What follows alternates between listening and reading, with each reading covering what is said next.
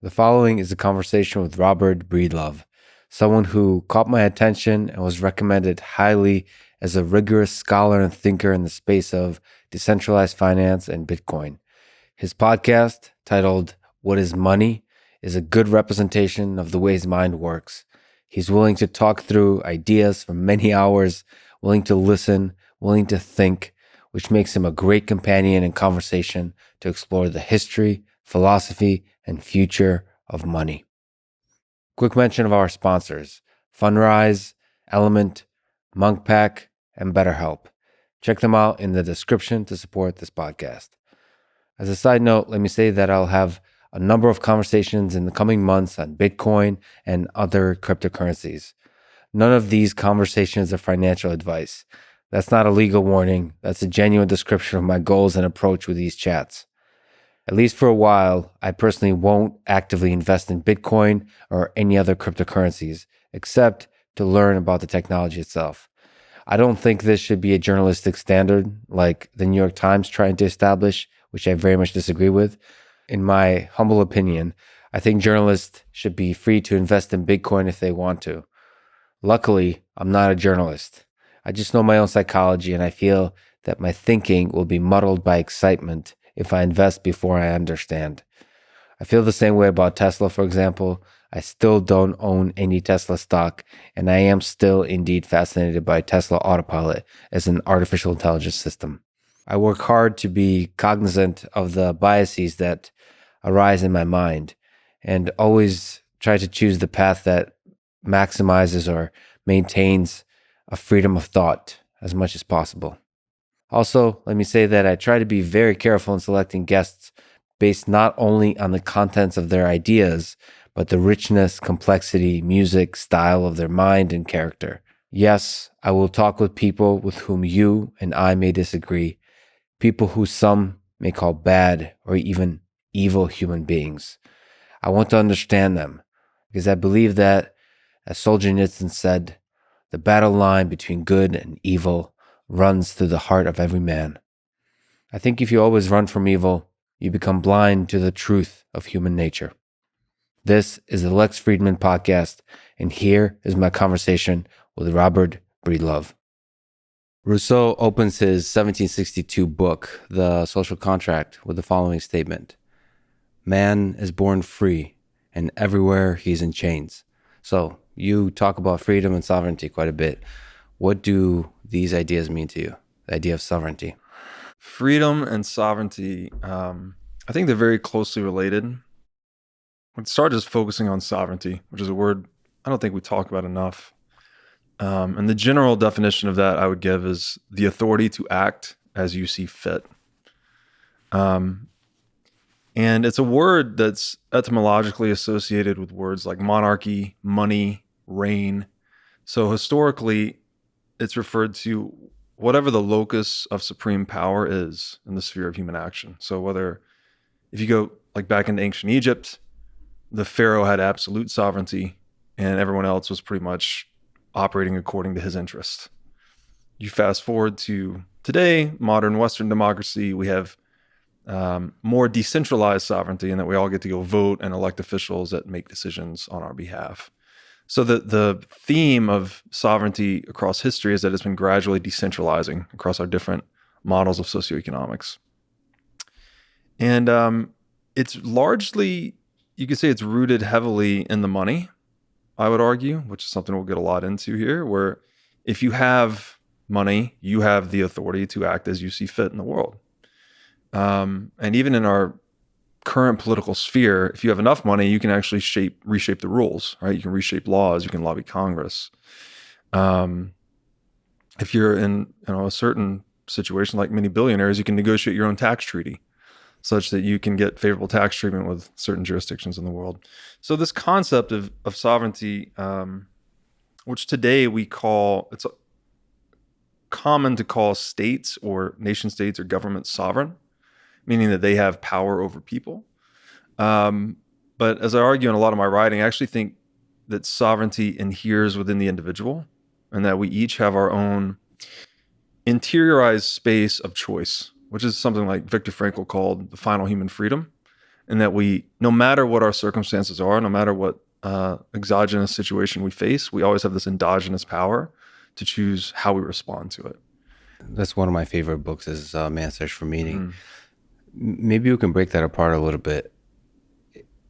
So you've kind of spoken about sovereignty as closely linked to power, but is there something about your own mind being able to achieve sovereignty no matter what the monetary system is, no matter who has the control over centralized power, the money, or whatever the mechanisms of sovereignty at the societal level? You as an individual, isn't ultimately all boiled down to what you can do with your own mind, how you see the world, how you interpret it?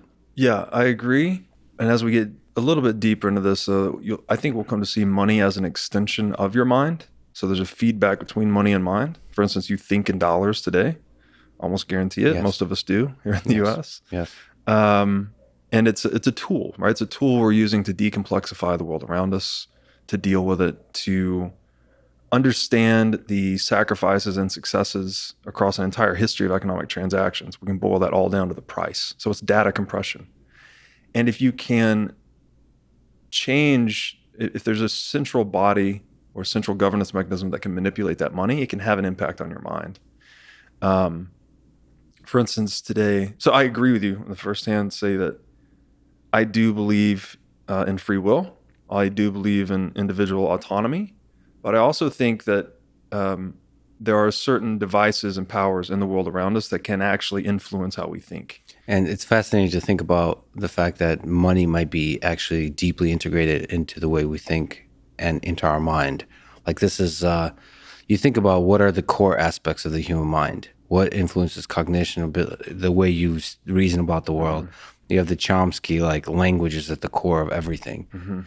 But you're kind of placing money as pretty close to the core of what it means to be an intelligent, reasoning human. I think money is a direct derivation of action and speech, actually. It's another expression of the logos. If we even think of what it means to think, is that we are generating two different courses of action, potential courses of action, and we're populating them with avatars, right? Maybe ourselves or others, and then we're comparing how we may act in each situation and what we think the result would be. So actually, it's comparison. Basically, it's comparison and contrasting of possible courses of action. And that's the same thing with words themselves. Like, most words, the vast majority of words only have meaning in relationship to other words, right? It's all contextual. Definitions of a word are more words. Now, people have argued with me about this because there is a first word, right, where you pick up rock and say rock. But most other words and much in higher abstraction tend to be relative. And what's funny about action and speech, and I got into a bit of this in our paper here, is that it's linked to evolutionary biology. And that once human beings adopted upright stance, we freed our hands. We no longer needed our hands for locomotion. So we started to evolve more dexterity. And notably, we have opposable thumbs. So this gives us an ability to manipulate and particularize the environment in a way that most other animals cannot.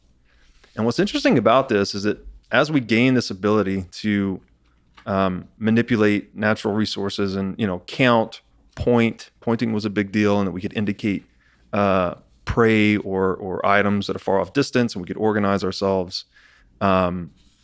We at the same time we co-evolved this fine musculature in the face and tongue.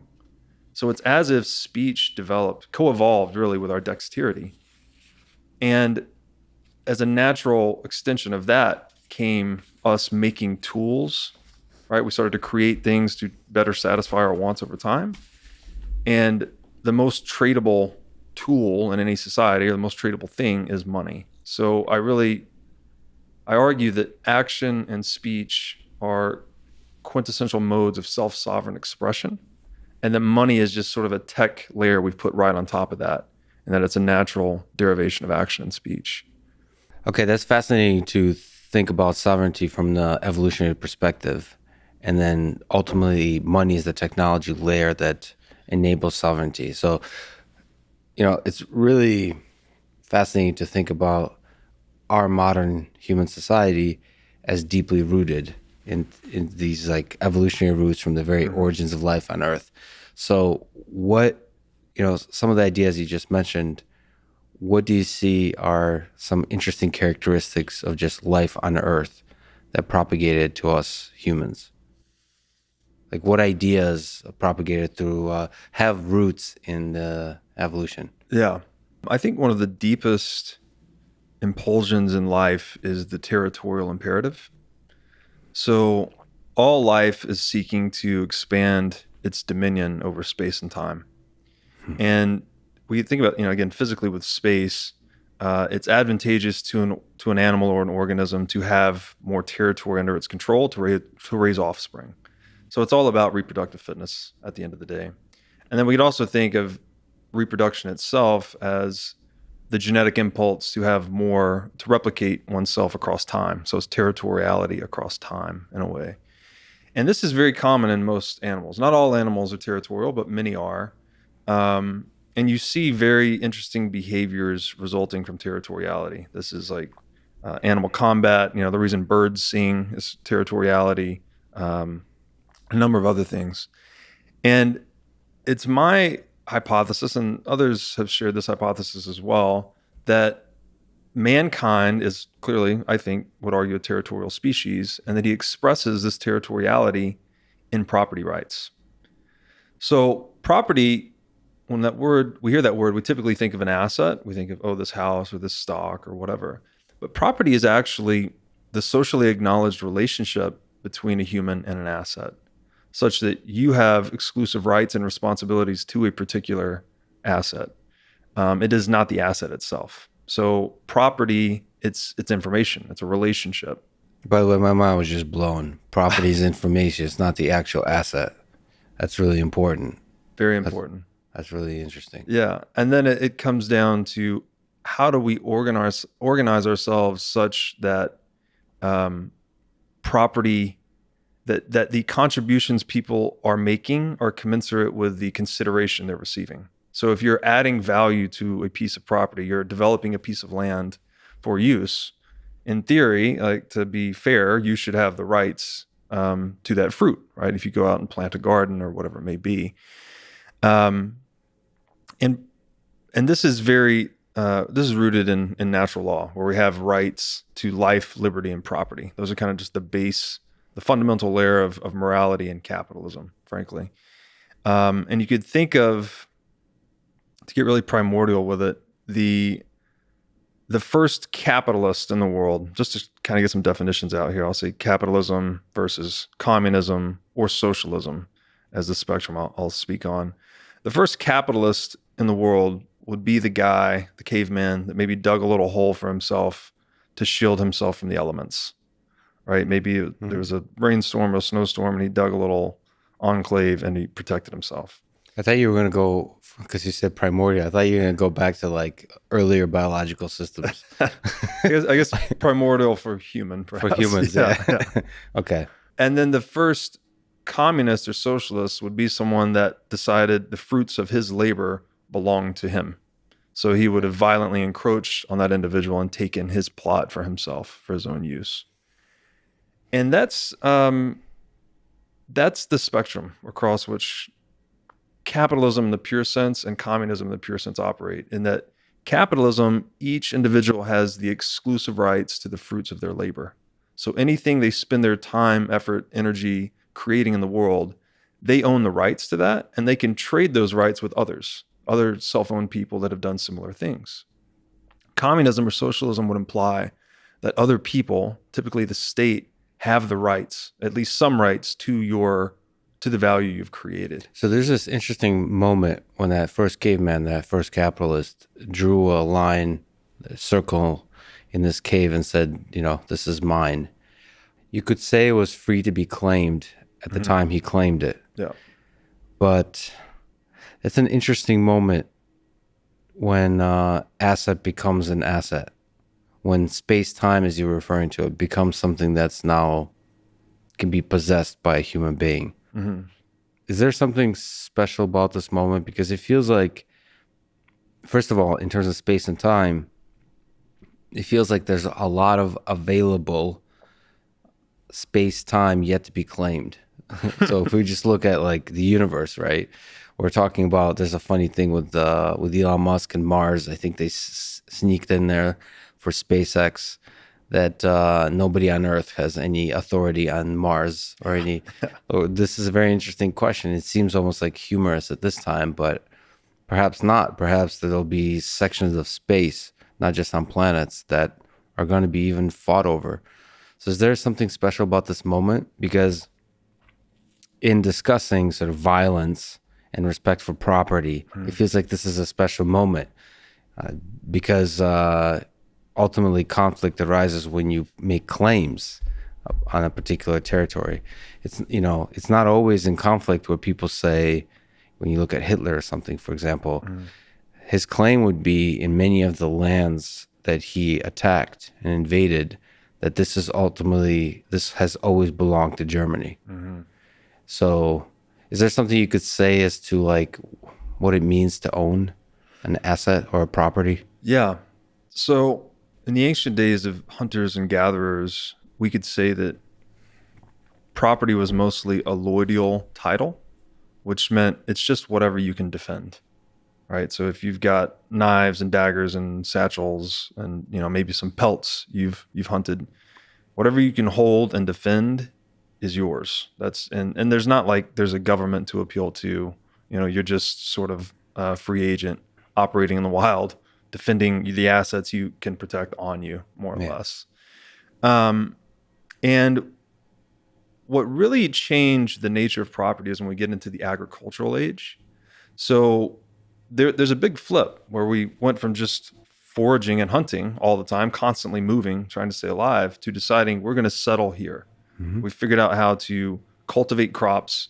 We can create, we can increase the population because we can harvest more energy from the sun, and we can establish a longer term civilization. What happens in that transition is that we begin creating economic surplus. So for the first time in history, we have, grain, stock houses of grain to defend, or maybe meat or cattle or whatever it is we're creating. We now have savings. And it's at that time when government emerges as well. Because once you have savings or you have an economic surplus, you have something that other people want to steal, right? This one thing we'll touch on a lot today is people always want something for nothing. People are always seeking the path to get something for nothing. And I think that drives a lot of our decision making. And it actually encourages us to be innovative in a lot of ways, right? We're trying to, you could say it's our laziness. It's helping us be inventive in a way. We're trying to accomplish greater results with less efforts over time. But we can cross that line in seeking something for nothing where we start to violate the life, liberty, and property of others. And that's where we shift from kind of capitalistic society to something more communistic. And so that's what government is. It's a protection-producing enterprise for the economic surplus generated by a trading society. So when people begin to trade, they create what's called the division of labor, which is a very common economics term. Basically means you're better at making hats, I'm better at making boots. If you specialize in hats, I specialize in boots, and we trade, we've created a positive sum game where you and I both benefit. So we become collectively more than the sum of our parts through trade. And that's why human beings do trade, because we become more energy efficient as a result. We create more outputs per unit of input. And you could think of government in that respect, if we're looking at it maybe in a tech sense, that the economy is the trade network that generates wealth, generates innovation, generates all this whole lap of luxury we live in today that we've inherited from our forebears is from the market. It's not from a government. The government is the network security, if you will. So we're paying expenses to a vendor to protect peace, to preserve life, liberty, and property in that network, so that we can have, when there's inevitably disputes over private property, we can have nonviolent dispute resolution in the rule of law.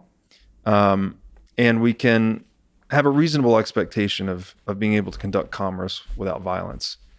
The problem has been that the protector tends to, they're in a monopolistic position, we would say. They tend to start abusing that position to obtain property for themselves. Again, trying to get that something for nothing. When you control, you are the security guard for the economy. The first thing they tend to monopolize is money, because if you can control the money, you're effectively controlling people, their energy, their perceptions. And that becomes particularly through inflation, becomes an avenue to get something for nothing. And that you can just print more money that everyone else is forced to sacrifice their time and energy to obtain. What are your thoughts about anarchism? So I talked quite a bit. He'll be here in a few days, actually, Michael Malice, about ideas of anarchy. And his idea, or the idea of anarchists, is that any amount of government will eventually become the very kind of thing that you're referring to. So there's almost no way to have a government that doesn't then try to monopolize power, money, and all those kinds of things. Do you think it's possible to have a government sort of on that spectrum of like anarchy, maybe libertarianism? I'm not sure how exactly the spectrum goes, but where you have a small government that protects the liberty and property rights and those kinds of things and doesn't expand to then also control the monetary system and all those other things. Is it possible? Agreed completely. It was not possible until Satoshi Nakamoto. So for the first time in history, we have a money that cannot be monopolized, cannot be corrupted, cannot be changed, cannot be weaponized, frankly. Our current monetary system is weaponized by those who can print money against those who cannot. And I think when you have, at the heart of every modern economy, which even we could say the US, we pride ourselves as free market capitalists. We outcompeted communism in the 20th century. We think that this is the superior model. Most business people will tell you that the free market is the best allocator of resources, all of these things. But what we have at the heart of every modern economy, including the US, is an anti-capitalistic institution, which is the central bank. The temptation to monopolize money throughout all of history has been too strong for anyone to resist.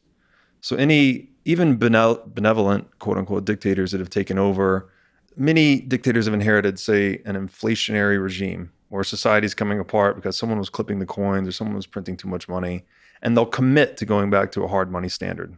So they'll keep society on a gold standard, for instance, such that they cannot violate the money to benefit themselves.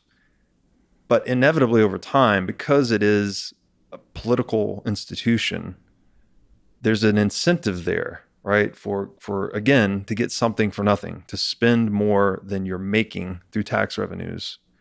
And with that incentive, people typically ultimately end up pursuing that inflationary path. So we get deeper into that about inflation is a term that we've been conditioned to think today is just something normal, that prices just go up and then it's pertinent to a healthy economy, but it's actually, if you look at it from real first principles, it is just theft integrated into the money. It's a technology backdoor is another way to think about it. You wouldn't buy a cell phone knowing that someone could siphon your data off of your private calls and sell it into the market. Now, I know we do that with a lot of social media stuff today, and that's something else we can get into, but you wouldn't do it willingly, right? You would prefer that your cell phone and your data was monetized by you, or if you're going to sell it, you would be able to selectively sell it. Inflation is that. It's similar. It's a tech backdoor. So it's a money that only a few people can siphon value off of surreptitiously, typically slowly, but eventually, as we've seen throughout history, that slowly builds up into a rapidly and then causes the monetary system to collapse. Do you think there's a benefit to inflation? Possibly. So when you have perfect information, but perhaps you don't need inflation. Perhaps it is purely theft. But I think of inflation as like the snooze button on the alarm. Like you just, so if you have a hard standard, you better wake up when the alarm rings. But, all of us kind of like probably shouldn't, but use the snooze button. It's like, okay, well, 5 more minutes or 10 more minutes.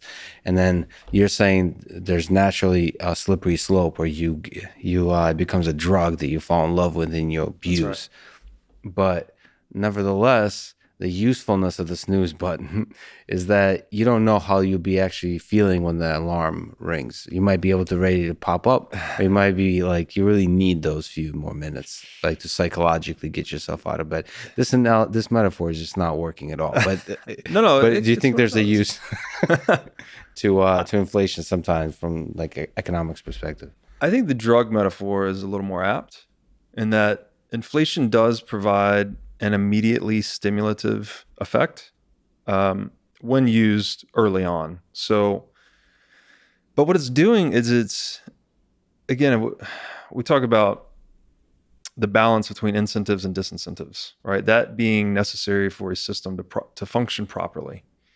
If with inflation, you're essentially giving the people that can print money a way to dampen the disincentives they face. So it destroys feedback loops, I guess you might say.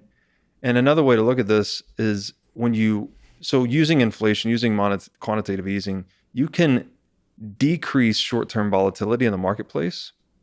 So the market is basically this form of free exchange that's trying to zero in on the best ideas. And the ideas are those that are most fit to reality, to satisfying the most wants. It's going to overshoot, it's going to undershoot. You have these little business cycles. But when it's undershooting and you're experiencing business recession, in a capitalist environment, the market needs to clear that malinvestment, that misallocation of capital. That means someone made a bet on a certain idea that it would satisfy wants in a particular way, and that bet did not pan out. If you then paper over the losses that business is creating, you're now delaying and exacerbating the volatility that idea created. So this is kind of a Talebian concept where you can dampen short-run volatility, but volatility is truth. Volatility is us matching our ideas to reality, right? We're constantly, again, overshooting and undershooting. So if you delay volatility, you're just amplifying it and exacerbating it in the long run.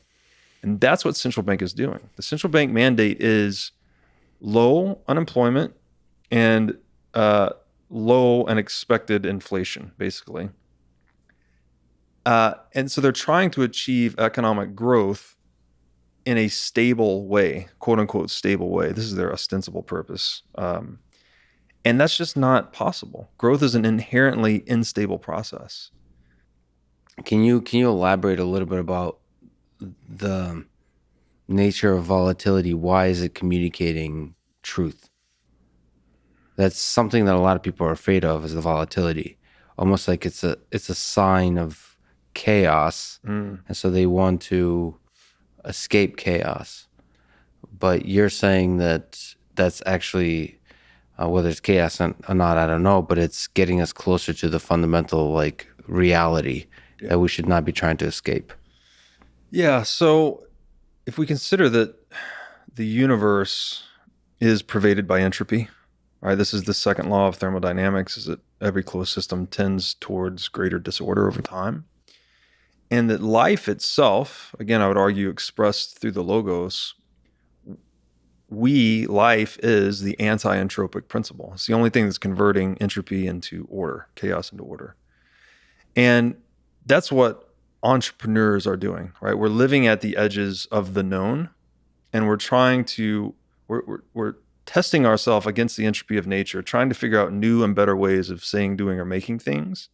And then if we do crack a code or figure something out, we then have a big incentive. The incentive is to get rich, right? Because then you have a new idea that you could then sell back into the marketplace. So it's this sequence of courageously confronting the entropy of nature and converting it into good and useful order, which, by the way, is like the ancient idea of God in Genesis, which I think is interesting, that actually enables us to construct civilization in these layers of anti-entropy or order, you might say. So today we live in a bubble of anti-entropy or order, like the coastlines are guarded by the nation, and the city has a certain police force that keeps it in order. Even the way we talk, like clearly the words matter, but also the nonverbal cues. All these things are like order that has been established over many, many, many thousands of years of human evolution. And I think that when I say volatility is truth, what I'm saying is that the experience of uncertainty is something that's ineradicable from life, right? Uncertainty, like it's kind of a paradox because we're fighting against it, right? We're Yeah. trying to innovate our way away from uncertainty to create more capital, which capital is very simply a way of mitigating uncertainty. So this is why you might have like a stash of food in case, the power goes out, or a generator. Like, it helps you overcome uncertainty over time. But uncertainty is also where all the sweetness of life is. So there's got to be this balance with one foot in, one foot out. And So human society is this kind of bubble of order that we've constructed and slowly Yes. expanding. But at the edges, you're always going to have that chaos, that volatility, and that the entrepreneurs are kind of like jumping into that chaos, and Yes. some of them die, and Yes. some of them succeed. And so, like, if you want to grow this bubble of order, you have to be embracing the volatility at the edges. Yes. That and reverence for entrepreneurship, because these are the people putting their neck out, so to speak, risking themselves. And they're going to contribute to society, by the way, whether they go up in flames or not. If they go up in flames, society has witnessed their experience as something not to do, or something that doesn't work in a particular time and place. So that you could say them going up in flames is a way of enlightening the rest of us. Or if they figure something out, poetry. Steve Jobs creates the iPhone and changes the world forever. So enlightening the rest of us. Okay. And Taleb would say, with the fire of their failure. Okay. yeah, exactly. Taleb would say, individual fragility is inseparable from ensemble anti-fragility. So this means that, again, every time that entrepreneur goes up in flames, or say a restaurant goes out of business, when a restaurant goes out of business, that particular cuisine strategy they were implementing in that particular time and place, that's a signal to all the other restaurants in the area that doesn't work. So restaurant food improves from bankruptcy to bankruptcy. So it's this death of the individual components that contributes to the growth of the ensemble. As a small aside, maybe you can guide me through it. I don't know if you're paying attention, but there was some chaos around Taleb and the Bitcoin community. I wasn't quite paying attention, but from my outsider's perspective, I thought Nassim Taleb was a supporter of Bitcoin, and then a lot of people were very upset about something. I'm sorry if I don't know the details, but can you pull out some profound philosophical ideas from the disagreement of the chaos? I admittedly don't know too much about it either. I'm a big fan of his writing. Mm-hmm. He's always been a little different in person. Like, he signed one of my books. I met him in person. He's got a very abrasive personality. He's kind of known for it. It's not, I don't think I'm passing any judgment here. He sort of embraces it. Yeah. But he had written the foreword to a really important book in Bitcoin called the Bitcoin Standard for Safety and Amos. Mm-hmm. And then I think they had a little Twitter beef because Safety is very much against COVID mask and state intervention, whereas Taleb's on the other side of the fence. Right. And then after that beef, Taleb came out against Bitcoiners saying, oh, Bitcoiners are crazy and wrong. I think the great mask debate of the 2020 will probably be the thing that ultimately leads to World War III. I've been very surprised how tense, how much like division this one little arguably silly thing has led to. I think a lot of people sort of project their, like, it's almost like not wearing a mask is a statement of sovereignty, of freedom, of like saying fuck you to the man, the government, the centralized power, or the dishonesty, or in the scientific community, all those kinds of things. And then wearing a mask is a sort of kind of signaling of various kind of social aspects. I don't know. I'm not paying attention to it. I actually tuned out. I was part of a group of scientists that were looking into, like, do masks work? This very interesting question. Uh-huh. To me, it was an interesting question. I sort of roll in to ask that very interesting question because I think it is an interesting scientific question. But then I quickly realized that just as I was doing this like scientific exploration of this very interesting question about virion particles, like what kind of things, like from a scientific perspective, how do we prevent the spread of a pandemic? Forget COVID, any pandemic, super deadly or not deadly. Like, there's tools, there's testing, there's masks, there's all these tools. How well do they work? And then I realized, in April or so, it became a tool of politics, a tool of philosophy, and that's when I sort of pulled out. So it's fascinating. I think it's a canvas on which people project their emotions, and I guess Taleb got caught up in that kind of. So there's nothing fundamental, I suppose, to their disagreement. Not that I'm aware of, but he is, he's written some about, in his books, the problem with centralization. I mean, a lot of his writing addresses that. And he actually points to, I think Switzerland is the best government in the world because it's decentralized. So there's that. I don't think he has any, not to speak for him, but I don't think he's voiced any specific critiques on Bitcoin per se.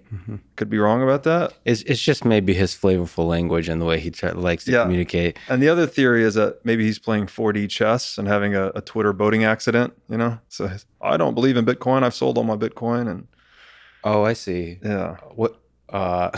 Sorry, the boating accident in Bitcoin is this, I guess it's proverbial by this point, where it's the way you lose your Bitcoin. So if someone comes after you and says, hey, whether it's a government or an individual is coming after you saying, give me all your Bitcoin or pay these taxes in Bitcoin, you go, oh, I had a boating accident and lost them all. Right. So, yeah. But back to the fundamental nature of space-time. Let me ask you, because we're kind of left it. I'd like to go back to this idea of that you said that everything we think, say, or do occurs within the bounds of space-time. So first of all, maybe you can comment on what do you mean in this context about space, time, but also about the nature of truth, like how much of all of this is knowable, how much of this is accessible to us humans, how much uncertainty, like what we're talking about, is there in the world? Do you fall in a place where we can reason deeply about this world and it's knowable, or is it mostly chaos and we're just holding on for dear life? Yeah, I think I said that all action occurs within the bounds of space-time. The other thing, everything we say, do, or make, the other thing is that everything we say, do, or make starts out as an idea. So there's this concept of universal Darwinism, which basically applies Darwinian principles, but outside of the biological sphere. So we could say that this kind of gets into Richard Dawkins' memetics, that even ideas are competing, reproducing, recombining. That idea is so powerful, by the way. I don't think it's been understood fully. I think in the 21st century, in the digital world, from my perspective, in artificial intelligence, there's yet to be some profound things to be discovered about this whole construct. Yeah. Agreed completely. It's been called an acid, actually, and that it strips away all of the non-informational components of something, just strips it down to its bare bones. I have a quote in here somewhere about that, but sorry, which is called an asset? The ideas? The universal Darwinism. Darwinism applied broadly outside of the... Applied broadly, and I'll condition all of this with saying that most of my thinking is shaped by a book I read recently called The Case Against Reality, which introduced me to this concept, but it tied into Darwinism that I've used more broadly in the past, looking at things like money and economics. So the book, The Case Against Reality by Donald Hoffman, he has a quote in the book that describes universal Darwinism. It says, quote, "Universal Darwinism can, without risk of refuting itself, address our key question. Does natural selection favor true perceptions? If the answer happens to be no, then it hasn't shot itself in the foot. The uncanny power of universal Darwinism has been likened by the philosopher Dan Dennett to a universal acid." And Dan Dennett says, quote, "There is no denying at this point that Darwin's idea is a universal solvent, capable of cutting right to the heart of everything in sight. The question is, what does it leave behind? I have tried to show that once it passes through everything, we are left with stronger, sounder versions of our most important ideas. Some of the traditional details perish, and some of these are losses to be regretted, but good riddance to the rest of them. What remains is more than enough to build on," unquote. So the way I would interpret that is that life itself, I've come to view life as information propagating through flesh. And that we are, I guess, DNA is a quadratic code. I think it's 4 letters maybe versus a binary zeros and ones. And we are ideas, we are strategies competing with each other. And nature is that which selects. It's what selects the winning ideas, the ones that are most fit to environmental conditions, frankly.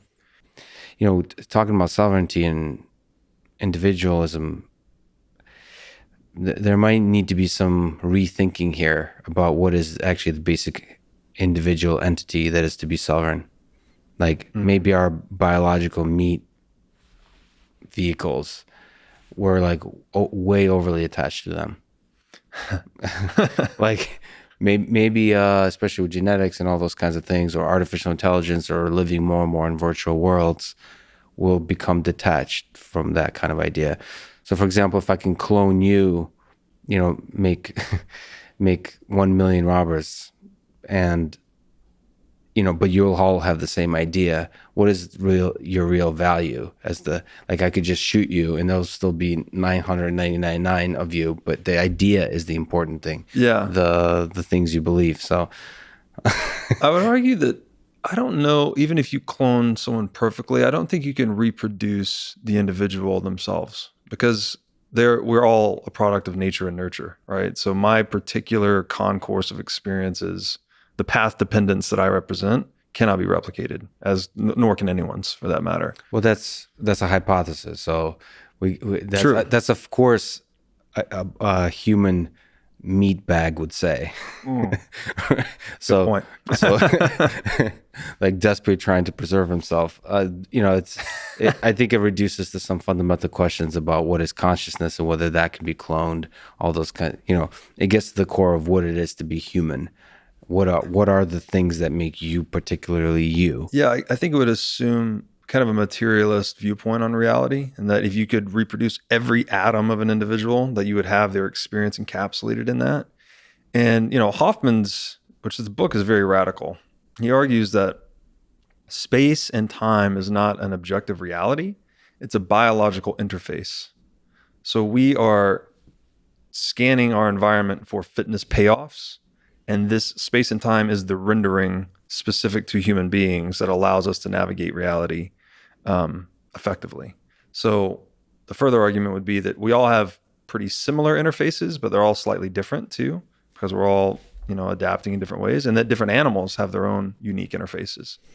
So we have a certain amount of photoreceptors in our eye, whereas I think the number's 3, might be 5, whereas something like the mantis shrimp has like 7 or 9. So they can see, and we only see 1/10 trillionth of the light spectrum. So talk about a tiny fraction. I mean, 1/10 trillionth is a very minuscule number, and that makes up all of the light that we can interpret with our eyes. But something like a mantis shrimp could see, much more of that. So I think there's this, we're very conditioned to have a fully materialist viewpoint on reality today, where we think, the atomic clockwork kind of universe. But I don't think that's true exactly. And another school that goes into that is actually Austrian economics, where we could say that, we mentioned earlier that an asset is not property. It's actually based on the relationship between the individual and the property. There's this whole realm of relevance associated with, we're all moving through life in the course of a goal-directed action. So when we walk across a room, I go from A to B. It's because I valued B more than A. Mm-hmm. So value is inseparable from human action. We have a rank-ordered value system in our mind, each of us, and we're constantly taking action in accordance with those rank values. Anything that accelerates us on the course of our goal-directed action towards our goal is useful. Anything that impedes us, or we could say is valuable, anything that impedes us is actually obstructing to value. And anything that's irrelevant is just valueless.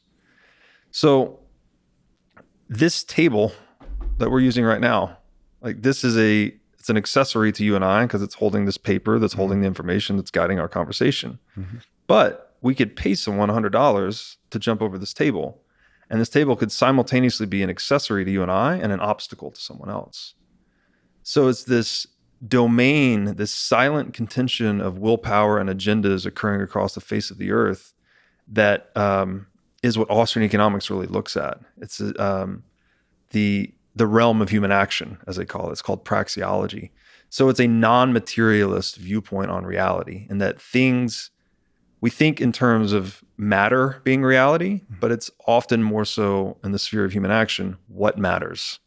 That is reality. It's the relevance of a thing to the course of one's goal-directed action. And that's ultimately, it exists in the space of ideas. Yes. Not in the space of physical matter. Yes. And just to jump back to this line here, I think his fundamental line here is, the question is, talking about universal Darwinism as an acid, what does it leave behind? I've tried to show that once it passes through everything, we're left with stronger, sounder versions of our most useful ideas. That's the key point to me. And that ideas and information, so far as we can tell, are the most fundamental substrate of reality. And information itself, back to entropy, information is the resolution of entropy. That's what the bit is, right? It's a 1 or 0. Whatever reduces your entropy by half is a bit, and we measure information in bits. So, and you're right. People don't have ideas. Ideas have people. Honestly, I mean, it's a really profound idea, or a statement about reality, a reframing of reality. Mm-hmm. It's if we're actually being deeply honest about it, it's quite painful. Mm-hmm. I do appreciate that you defended your biological meat bag earlier, but it seems like ideas are the things that have power. That me, Lex, for example, is worthless, and relative to the ideas that used my brain for a bit of a time. But so far as we know, only human beings can generate and share ideas. So you can't say Lex is worthless.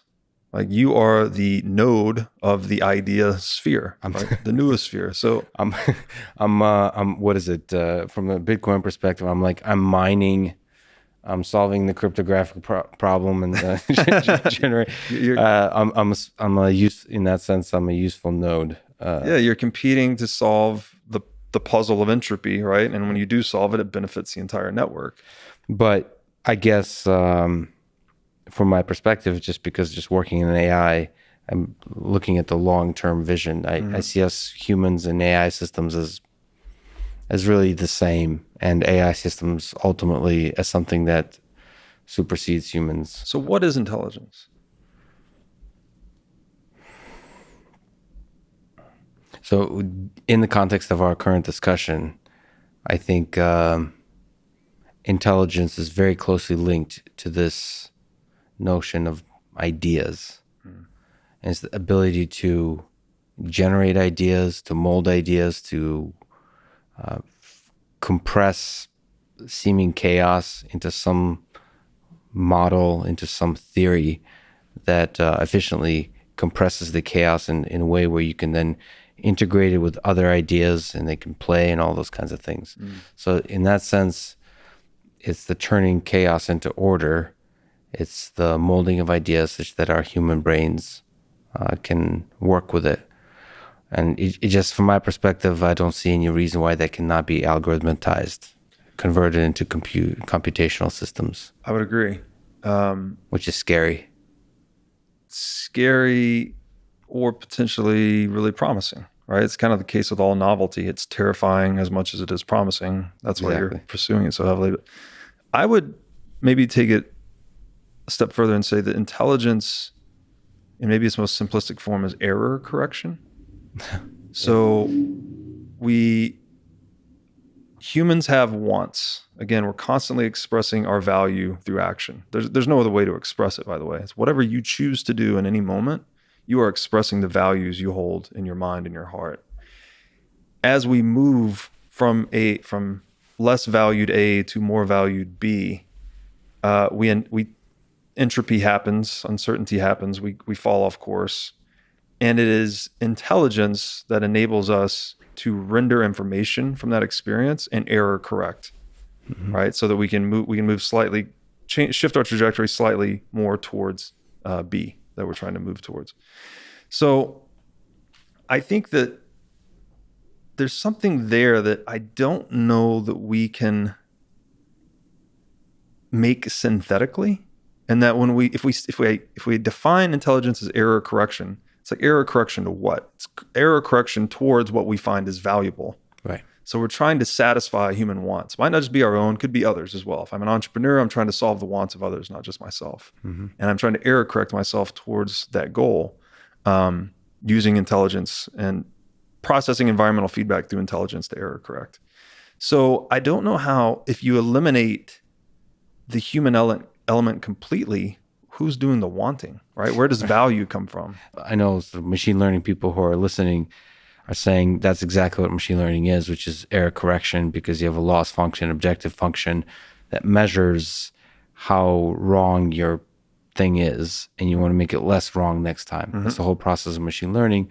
But you're saying what humans are able to do is, in a world where there's no maybe objective values, absolute values, you're generating that very loss function, that objective function, that function that measures the error comes from the human mind. Some aliens might disagree with you because they might have a different objective function. Obviously, purpose comes from consciousness, I think. And without purpose, there's not error correction. Yeah. I mean, this is, again, a hypothesis. Like, where does purpose come from? It seems to come from consciousness. You're right. That's where suffering comes from, and you want to lessen suffering. That's where pleasure comes from. It seems like it's consciousness. Maybe there's something to this biological meat bag. So to take it one layer deeper on this, and the reason I like this book so much, again, The Case Against Reality. So he's making the case that space and time are not fundamental. Yes. Which I started my intellectual explorations in physics, actually, astrophysics. So for the longest time, even the way I describe money as I talk about space and time, so that blew my mind. But this dovetailed nicely with another book called Leela. The author is Robert Pirsig. So he wrote Zen and the Art of Motorcycle Maintenance, which is a very popular book. 20 years later, he wrote Leela, which no one's heard of, which is crazy. And he basically says he was wrong about his first book. And he lays out this entire other metaphysics of quality, he calls it. So it's the metaphysics, I think it's the metaphysics of quality. But his supposition is that it's not physical reality that's fundamental. It's not information that's fundamental. It's value. So he actually, and it's a beautiful book. I highly recommend it. He essentially is refuting causality itself. We think A causes B. This book makes the case that B values precondition A, so that we are actually creating our future through our value systems. And this goes back to something, I think Solzhenitsyn said this, that the line between good and evil runs down the heart of every man. So it's as if our moral decisions are actually what's creating the outcomes in reality over time. And then that gets into all the wisdom traditions related to religion, where it's always talking about, loving thy neighbor and loving God and all of these other things that are good morally to create the best outcomes. So values are fundamental. Value, yes. Value Yeah. is fundamental. Oh boy, yeah, that's interesting. I mean, it does feel like physics is not capturing something. Mm-hmm. There's some people, panpsychists, argue that consciousness might be one of the fundamental properties of nature, like from which emerges everything we see. So that could be just other words for this same notion of value. And then the basic laws of physics are not capturing that currently. Yeah. So maybe humans, in order to understand from where humans came from, we have to understand these other properties of nature which are yet to be discovered, right, at the physics level. And we contend with that underlying nature, whatever it is, with the logos, right? So we're looking at uncategorized nature, and then we're assigning a word to it. So we're slicing up chaos into little boxes of order, and then we're establishing this social consensus as to those labels, which we'd call words. And we're using that to communicate. And when we communicate, we can start to build these other things. This is like the Yuval Harari imagined orders. So we can create these useful fictions, right? Whether it's the nation state or human rights or money. And that allows us to cooperate flexibly in large numbers so that we can better contend with reality. We can produce more complicated things. We can enlarge that bubble of civilization against entropy. And that's what capitalism is all about. It's about further specializing knowledge, further enriching mankind's treasury of knowledge, and doing it. But to do that, the communication media that we're using, the words have to have stable meaning. The money needs to have value that's dependable, right? It needs to be something it's not dictated by any one group. It's reached by consensus of the entire group. That's how. So you could think it's like optimizing for error correction again, where a free market would be harnessing the intelligence of all market actors, and a central planning or a centrally planned market would be harnessing just the intelligence of a small group of bureaucrats. And it's not obvious how to achieve this kind of consensus mechanism. I mean, there's obviously, we'll talk about sort of Bitcoin as an idea. Ultimately, the idea of Bitcoin is connecting it to physics. So like you can trust that physical matter won't change. Mm-hmm. But, there could be other ideas that were yet maybe physics could be changed. If Eric Weinstein has anything to say about it. Like it's on, we right now believe that physics can't be changed, the physical matter of the world, but maybe it can in a way that we're totally not understanding. You mentioned sort of reality from Donald Hoffman's perspective. Like if we don't have even close to direct access to the fabric of reality, maybe we're living in a world that's very like many dimensions, that the notions of space and time is just like a silly, useful construct that's not at all connected. You're starting to look at like Stephen Wolfram's, I don't know if you're familiar with his view of the world, that it's like hypergraphs underneath it all, like these mathematical structures from which everything emerges. Like they're like many, many, many orders of magnitude smaller than what we think of. As they're even smaller than like strings in string theory. So like those are the basic mathematical objects from which it emerges. I think that's an interesting philosophical framework. It's also, people should check out a cool way to play with beautiful hypergraph mathematical structures. So he has, I don't know if you know who Stephen Wolfram is, but he created Wolfram Alpha and all these tools that you can actually visualize and play with. So you can play with physics in a visual way, which, or at least discrete mathematics, which I think is incredible. He doesn't get enough love. One of the reasons I think, doesn't get enough love is because of this little quirk of human nature, which is the ego. And he sometimes frustrates a few folks because he's very, let's say, proud of his work. I guess. But it's interesting to think about a world where we don't have direct access to reality, as Hoffman argues. And maybe, I don't know if you can comment, I don't know if you're familiar with Ayn Rand's work and her whole philosophy of objectivism, where her whole contention is that, we do have access. I don't want to misstate it, but at least she would claim that it's not useful, or I think she'll probably say it's not correct to argue that we don't have access to reality. We have, hence objectivism. We have direct access to reality. That's the only thing we can reason about. And the only way to live life morally is to reason through everything, starting with the axioms of reality, which we do have direct access to. Right. Do you have thoughts about her work? Or I am slightly ashamed to say I have not read Ayn Rand yet. So she is high on my list and she's been recommended a number of times. But so I don't know a lot specifically about her philosophy or objectivism, but to me, it resonates closely with what the American pragmatist commented on truth. And they distinguished what you could say is absolute truth, which is at the bottom of reality, whether it's, Mr. Wolfram's mathematical formulas or value, whatever it may be. It's something ineffable, something beyond the reach of epistemology, perhaps even. And maybe that's why religion just sort of points to it, right? It's trying to use, I think Joseph Campbell said something like, religion is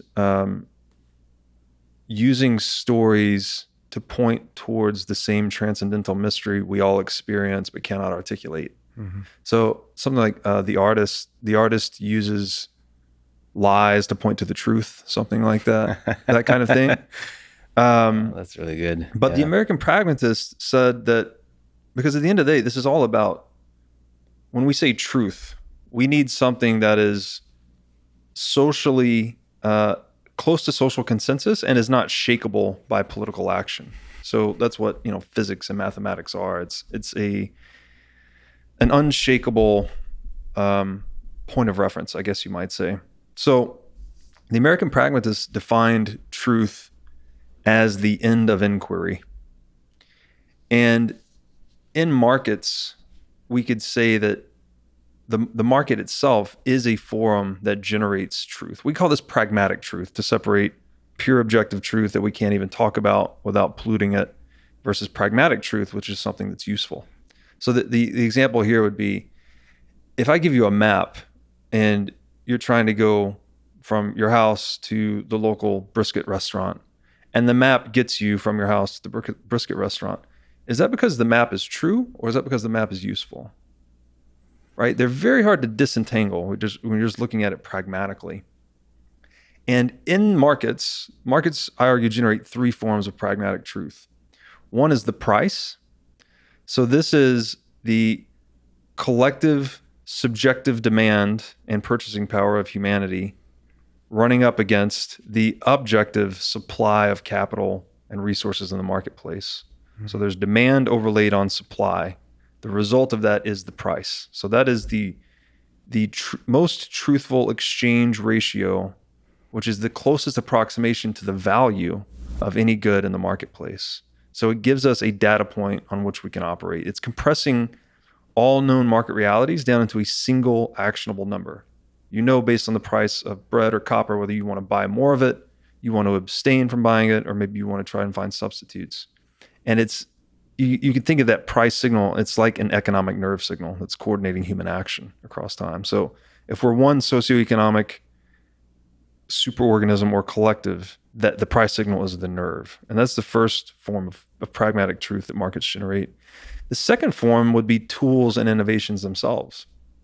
So entrepreneurs are experimenting across time. They're trying to satisfy the wants of consumers. Consumers are sovereign in the marketplace. Whatever the consumer wants, the consumer gets, right? I'm trying to satisfy that. And I'm trying to do it at a profit. So I'm trying to viewing the existing price signals of goods in the marketplace, I'm trying to assemble those in a way at a cost lower than the final solution I'm delivering to my customer. I'm selling it at a price higher than the productive factors I combine to create it. And in that iterative process, we're constantly discovering new and better ways of solving problems or satisfying wants. So we could say, to go out and dig a hole, right? Someone wants a hole dug, that a shovel is going to let you do it much faster per hour than you would with your bare hands. So what is the pragmatic truth of digging holes? It's a shovel, right? It's the best way we know how to solve any particular problem based on the existing treasury of knowledge. So every tool, again, we're back to ideas being fundamental. The shovel itself is just a knowledge structure. We've figured out a way to create this particular implement, and then we've indexed the raw materials we found in nature to this knowledge structure to create a shovel, which allows us to better satisfy human wants, faster, cheaper, better, effectively. I'm trying to generalize. You're blowing my mind a little bit here.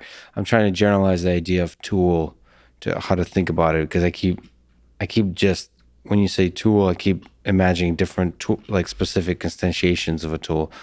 I'm trying to see, so the price is a pragmatic truth that's communicating value in this network. Subjective demands against objective supply.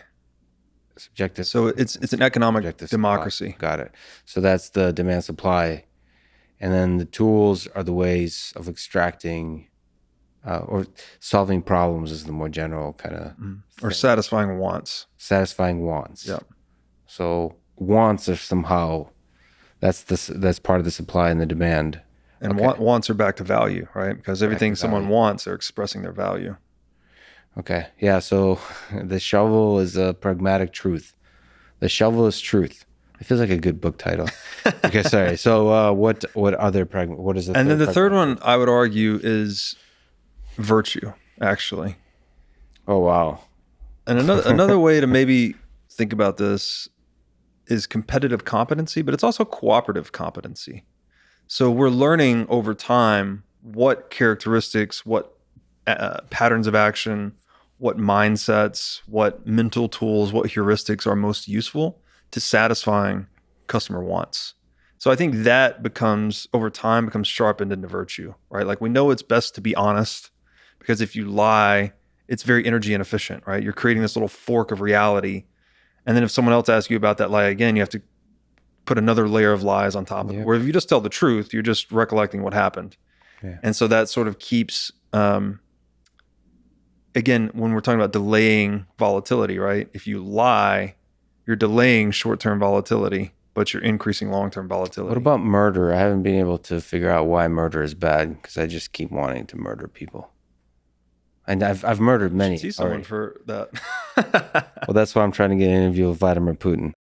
So that's fascinating. Virtue in this market with the supplies and demands, and there's the tools, which is also a pragmatic truth, and there's virtue. It's a pragmatic truth. Yeah, and if we interfere with that free market process, again, if we overstep, which this maybe ties into murder, if you start to be coercive against life, liberty, or property, so if you're forcibly taking someone's life, you're breaking down the trust in that market that generates these pragmatic truths. If you forcibly infringe on someone's liberty, right, for any reason other than them originally breaking or infringing upon life, liberty, or property, then that's not going to work either. And then if you violate private property rights, if you steal property from others, you're breaking down the trust that the intersubjective fabric of money and markets and the rule of law, all of these useful fictions are meant to preserve. You're corrupting it and breaking it down. It's kind of interesting to think about the market as helping evolve the virtues. Mm-hmm. It's sharpened into virtues. And then these virtues can then go onto motivational posters or like in books that we all agree on and then eventually take for granted as if they were somehow fundamental to human nature. But they're not perhaps fundamental. They're just pragmatic truths. Yeah, it's another way to consider competition itself is that it is a discovery process. So, entrepreneurs are competing with one another and they're trying to best satisfy consumer wants at the lowest possible price. So they're placing bets of time, energy, and capital on themselves, on their idea, their business plan. And then the market decides, right? The consensus of market actors decide which one was better. One lives, one dies. So competition itself is helping us get closer to truth, to pragmatic truth. So we're discovering what is the right price for this asset. And that price, by the way, is derived, again, in the sense of data compression. Everyone in the world can see that price. Everyone in the world can then put their skin in the game by choosing to buy or sell or short or go long or do any number of financial actions on that price. And that information is then propagated back out to everyone else. So it's this feedback loop between market actor and price that makes it so useful. And that's what carries us. It's these collisions of interest that carry us. It removes the unuseful aspects of ourselves or of our tools or of a price and reveals pragmatic truth to us.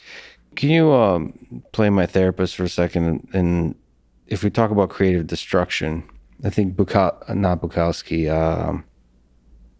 Hunter S. Thompson has a quote, something like, "For all instances of beauty, many souls must be trampled." Wow. but there does seem to be an aspect of competition that destroys. You were talking about entrepreneurs sort of on the outside of the circle of order, striving to make sense, to compress volatility of the chaos of the universe. Is there some way to protect a little bit against the pain of that destruction, of that creative destruction, that entrepreneur screaming on fire as he enlightens the rest of us? Is there some role for us humans together in the togetherness of it? Also government, but any kind of collectives in helping that entrepreneur who's on fire to maybe after a few minutes to spray him with some water and put him out of his misery. I would say that, pain is the inarguable basis of being, right? Pain is, no matter how you try to explain it away or describe it, or it's not something you can rationalize away, right? It's no one, I think, ever, like, someone may want to cut themselves to have an endorphin high, but no one wants to suffer, we'd say, right? So pain in that sense, it is what we're constantly trying to deal with and to move away from, or create buffers between us and potential pain or potential uncertainty. And that pain is information. When we experience something that is misfit to the outcome we desired, that pain is what puts us, it encourages us to change our trajectory, to get back on course towards our valued aim.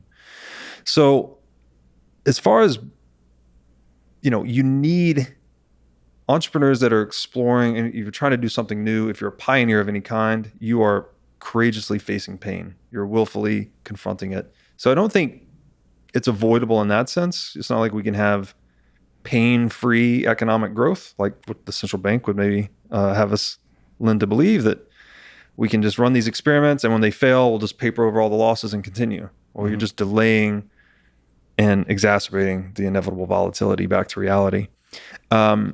But what I would say is that capitalism, because we're increasing the capital stock of the world, which again, capital is the mitigation of risk. So we're reducing the overall risk of existence by accumulating more capital in the world.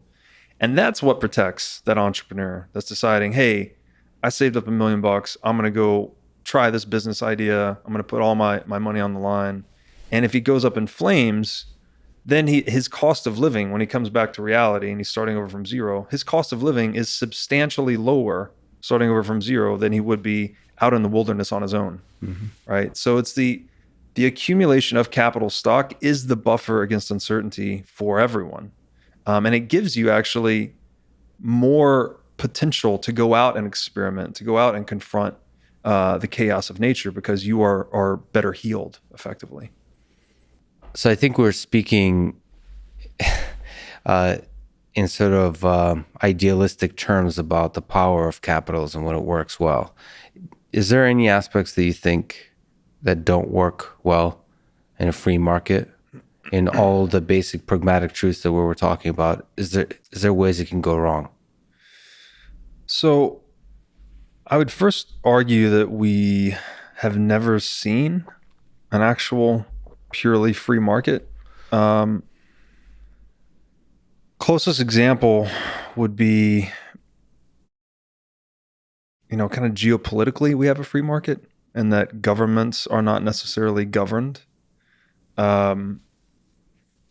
But they are premised on governing large groups of individuals. So doesn't exactly. You mean between governments? Yes. See, but isn't there still, so a free market, maybe you can correct me, is the free market still grounded in the ideas of, property rights and all those kinds of things, right? So governments tend to also sometimes be violent towards each other. That's right. So they don't respect all the basic aspects of capitalism. That's right. So maybe another way to look at this is that gold is the original governor of government, actually. And this is the reason governments have abused and gone off of the gold standard. So historically, if you are a bank or a nation state and you produce more currency than your gold reserves can justify, then gold will flow out of your bank or out of your country. So there's this natural check via the money via capitalistic money, which is gold, right? Gold was selected by the free market. It's not decreed by a government. It provided this natural check on government action. So I guess to get back to the original question is, we've never seen a pure free market because money has always been monopolized and coerced, frankly. So to try and answer what goes wrong with a free market is really difficult because we've never actually seen it. And I would define free market is one in which government only protects life, liberty, and property. And so that has a very minimal role in society. Again, just as network security for the economic trade network. And any government function that goes beyond those three core functions, which by the way are pretty much the core tenets of morality as well. So government's just really intended to preserve, natural law, if you will. Anything that goes beyond that moves us closer to an unfree market. So every regulation, every act of coercion is actually a gradation closer to a purely unfree market, which would be a monopoly. So in terms of what I guess theoretically we could say goes wrong in the free market is that it's volatile. It's trading off, it's accepting short-term volatility in exchange for less long-run volatility. Yeah. And this tends to be the way of nature, by the way. So if we could look at something like, there's a region in North America called Baja California, and it runs into the United States and it runs down into Mexico as well. So the same topology, but two different jurisdictions. In the US, we very heavily manage forest fires. We're trying to manage nature effectively. Whereas in Mexico, it's much more unregulated. When wildfires spring up, they let them burn off. North America, when wildfires spring up, we're actually extinguishing them. So we're constantly trying to dampen the short-run volatility of these small brush fires, whereas in Mexico, we just let them burn. We let nature do its thing. Yeah. The consequence of this is that the wildfires still occur eventually, but they're much larger and much more devastating in North America, where human intervention has occurred, because it's dampening nature's natural corrective mechanism of clearing this underbrush with these more frequent and smaller fires at the cost of much larger fires. So again, we're delaying short-term volatility and exacerbating long-run volatility. And in Mexico, it's the opposite, right? Just these wildfires burn much smaller, more continuously over time. The further effect of that in North America is that the fires can get so big and so hot that it burns away the topsoil. So it actually destroys the fertility of the soil itself. So the point of this is that human intervention, right? Even the intention behind North American authorities managing that forest fire is to create less destruction. That is the intention. But the intention is divergent from the outcome. So in Talebian speak, he would say that human intervention moves us from mediocristan into extremistan. Mm-hmm. So mediocristan would be something much more like nature, where, for instance, you can't double your body weight in a day. Probably can't even do it in a year, right? But in extremistan, which is something much more information-based, you can double or send your net worth to zero in a single trade, in a single moment, right? So when we try and intervene with natural biological systems that have these feedback loops, we actually start to push the system more to behave more like an extremistan system that has, less short-run volatility, but more extreme long-run volatility. So, but the question is, where you look at capitalism or communism, for example. And by the way, yes, I will talk to somebody who's a Marxist or a communist. Like Richard Wolff is a pretty eloquent defender of these ideas, because it's always good to really understand ideas as opposed to just reject them offhand. When you look at the system of capitalism or the system of communism, there's ideals, and a lot of people argue in its perfect form would actually be good for the world. The question is, how resilient are they to the corruption of human nature?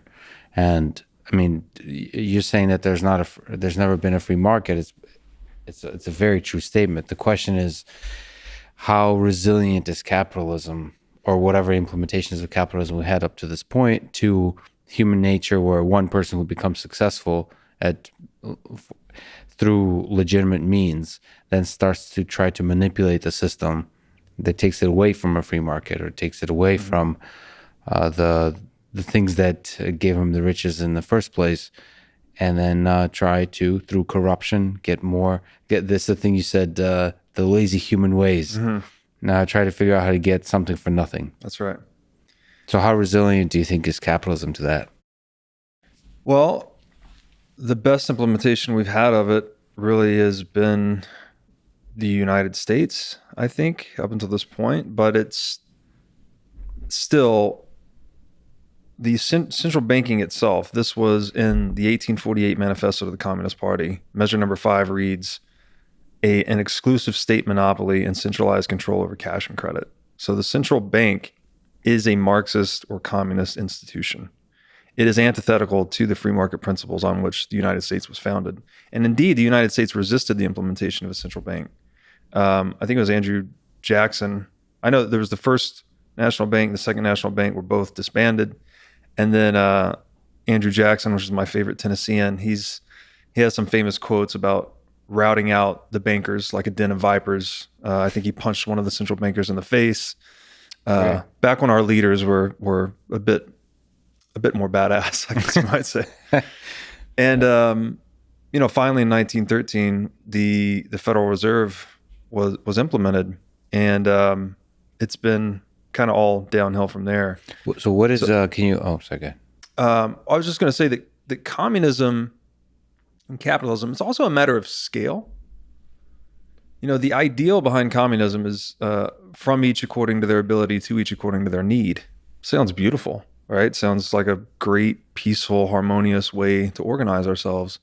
The problem is, and by the way, I am a communist in my family, in my home, right? At that very smallest of scales. Yes, in your very small circles of trust, you're much more likely to behave selflessly towards one another. By the way, I look forward to the Bitcoin community clipping out that part, saying that Robert Breedlove is a communist and the ideals of communism are beautiful. Yeah, okay. Context matters, people. Sorry, go ahead. But to your point, it does not scale, right? As we move into this larger system of socioeconomic cooperation, which is necessary to deepen the division of labor, to generate more wealth, right? We need to interact with one another on much larger scales than this communistic utopian ideal. We get into the realm of capitalism, where we need really sound rules, hard rules, consensus, verifiability, and frankly, prices. Because the other thing in Soviet Russia is they tried to replace the profit motive or the price signal with this devotion to this nationalistic faith and devotion, where it's like, you don't need self-interest anymore.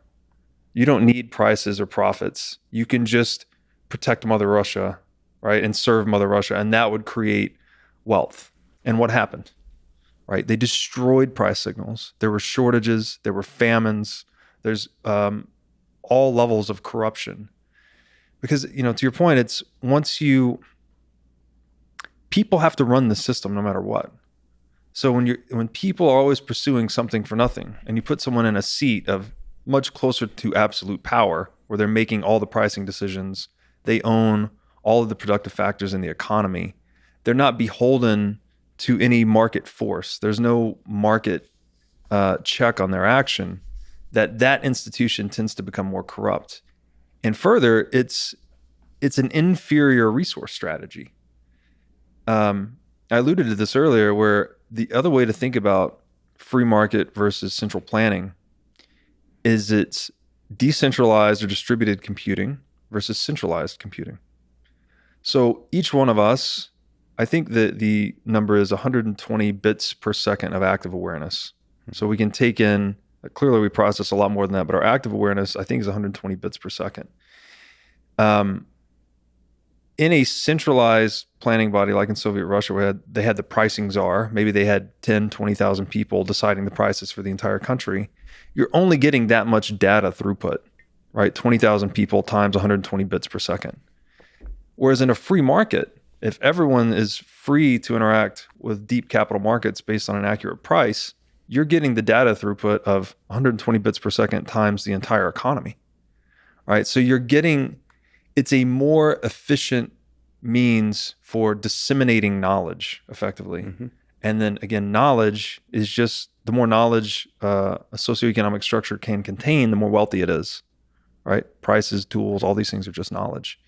So in that respect, that's why something like capitalism, even in its marginalized form, state capitalism, outcompetes communism. It's distributed computing versus centralized computing. You know, we kind of brought up religion and Joseph Campbell and myth and the propagation of ideas. And it kind of, before I forget, I wanted to ask your thoughts about this. You know, Jordan Peterson, I haven't really understood exactly, like be able to pin him down exactly what he sees as the role of religion in human society, but it feels like he's describing it as having value for us. The ideas of myth are valuable. They're valuable mechanisms toward, I think you mentioned, kind of directing us in this world as a human society. Mm-hmm. Do you think about myth? Do you think about religion? What's the use of it in this construct of markets, in this framework of where ideas are ultimately the fundamental thing that makes societies work? Yeah, I think Jordan Peterson, who I'm a huge fan of, he's been very influential on my thinking, and influential on my own religious views as well. I think his position would be, and he's said this before, that he acts as if God exists. Mm-hmm. And I've had some arguments about this before, but to me, that points towards the preeminence of action and how important action is versus your cognitive beliefs necessarily. And I think there is a lot of utility in that if you follow the moral code of something like the Bible, you do reap benefits from that. Society reaps benefits from that. And this is not, and sometimes I bring up this point and people will be like, oh my God, are you kidding me? Have you read the Old Testament? They're clobbering people with rocks when they do the wrong thing. The Bible doesn't claim to be this, like, do everything that was done in the Bible. It's more like charting this moral progression where we came from this very barbaric society into something more like the New Testament, where we're honoring, individual sovereignty above the state and things like that. So I think that mythology itself is another form of data compression. If you look at these stories, Cain and Abel is a good example, where Peterson makes the point that it's a tiny story. It's, a paragraph-ish long, but it contains so many layers of meaning in regards to violence, evil, betrayal, work, the divergence between intention and result, because I think Cain is actually making the effort to sacrifice for God, but the sacrifices he's making are not, God doesn't find them useful, right? And so he sort of rejects them. Again, if we're organized by these useful fictions, right? These Hararian imagined orders. I think mythology is kind of the original version of that, where we were learning to organize ourselves around stories to best coordinate our action across space and time. And so I think it's very foundational. And back to what we were saying in the beginning, that if value truly is fundamental, I think it's interesting that all these stories point towards often common moral values. They're not perfectly aligned, but it does speak to just the evolutionary importance of morality and the subjectivity of morality, where morality sort of evolves over time based on, frankly, the capital stock we've accumulated. The more capital stock we've accumulated, the easier life is, the less barbaric we have to be. Whereas if we're living in conditions of true scarcity, then we tend to be a bit more barbaric towards one another. And that too, to dovetail this into something largely unrelated, but I think is really important, is inflation. Inflation, by artificially increasing the prices of goods and services in the world, right? We're injecting more dollars, chasing the same level of goods and services. We are artificially increasing scarcity, perceived scarcity, right? And when you increase perceived scarcity, you are amplifying divisiveness. The natural state of man is when everything is scarce and you really have to fight hard just to eat or drink water that day. So it's de-civilizing in a way by artificially amplifying the perceived scarcity in the world. Can you elaborate? How does inflation increase the perceived scarcity in the world? So we can think the price itself is an indication. It's a data packet, if you will. Mm-hmm. The price is a data packet on supply and demand, right? It's telling you how much supply there is of something in the world relative to the demand. So when you print money and artificially increase that price, it's diverging away from supply and demand. It's becoming just more of a product of policy than it is of free market fundamentals. Right. The more expensive something is, that is a signal to the marketplace and to market actors that it is scarce. Right. That's why a Leonardo painting might sell for $16 million. There's only one. There's a lot of demand for it. Maybe my numbers are off, but you get the point. Yeah. It's the reason mask spiked in price after the COVID announcement, right? There was not enough supply, toilet paper, et cetera, et cetera. So inflation, and by inflation, I specifically mean arbitrary fiat currency supply inflation by a legal monopoly, not inflation's a commonly misunderstood word. That is amplifying the perception of scarcity among market actors in the world. And I would argue that it actually amplifies divisiveness. I think this is the key maybe to looking at the connection between the monopolization of money and things like cancel culture, because it's increasing our natural predilection to be combative with one another because we think there's more scarcity in the world than there actually is. Versus in a world where you're not increasing the money supply, prices are declining every year. As prices decline, this is a signal to market actors and the market that scarcity is declining. There's less need to fight over things. Mm-hmm. And all of this ties back into the old Bastiat saying that if goods don't cross borders, soldiers will. So if we're not trading with one another, if we're not acting interdependently, and we're not becoming more intelligent as a market, and that increased intelligence or increased knowledge is reflected in decreased prices, because prices are just the exchange ratios of things. So the smarter we can solve problems, the better we can solve problems, the less prices would be. So it induces more cooperation. I love how you tie inflation and cancel culture together as essentially artificial creation of increase of conflict, artificially increasing scarcity and thereby artificially increasing conflict. That's really fascinating. You're short-circuiting my brain many times throughout this conversation.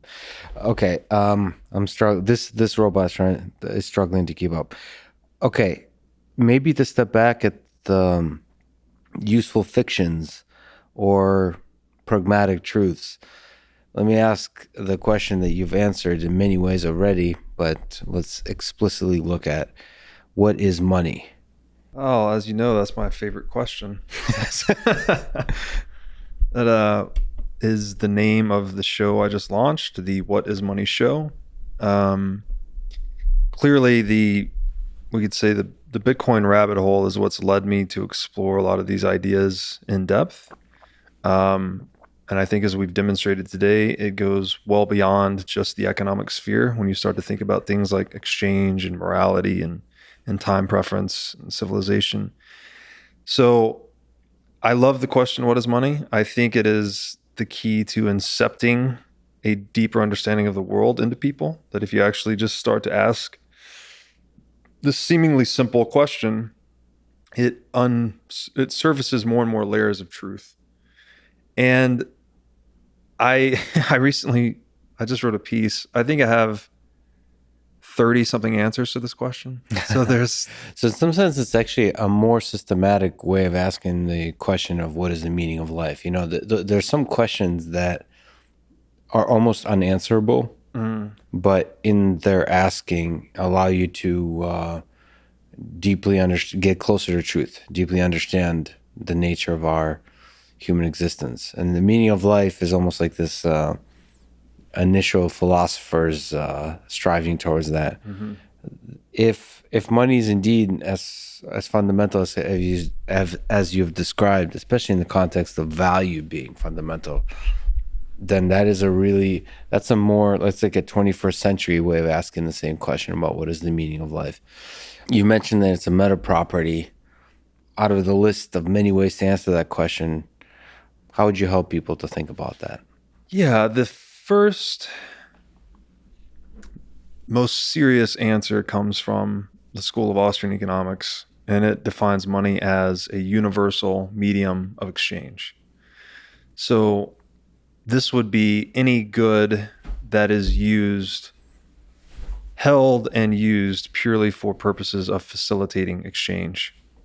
So in the configuration of demand for any particular asset, it's bifurcated between its utility, which is a service that it can render to you in real time, whether it's, if it's water, you're thirsty. That's the utility of water, is that it can quench your thirst.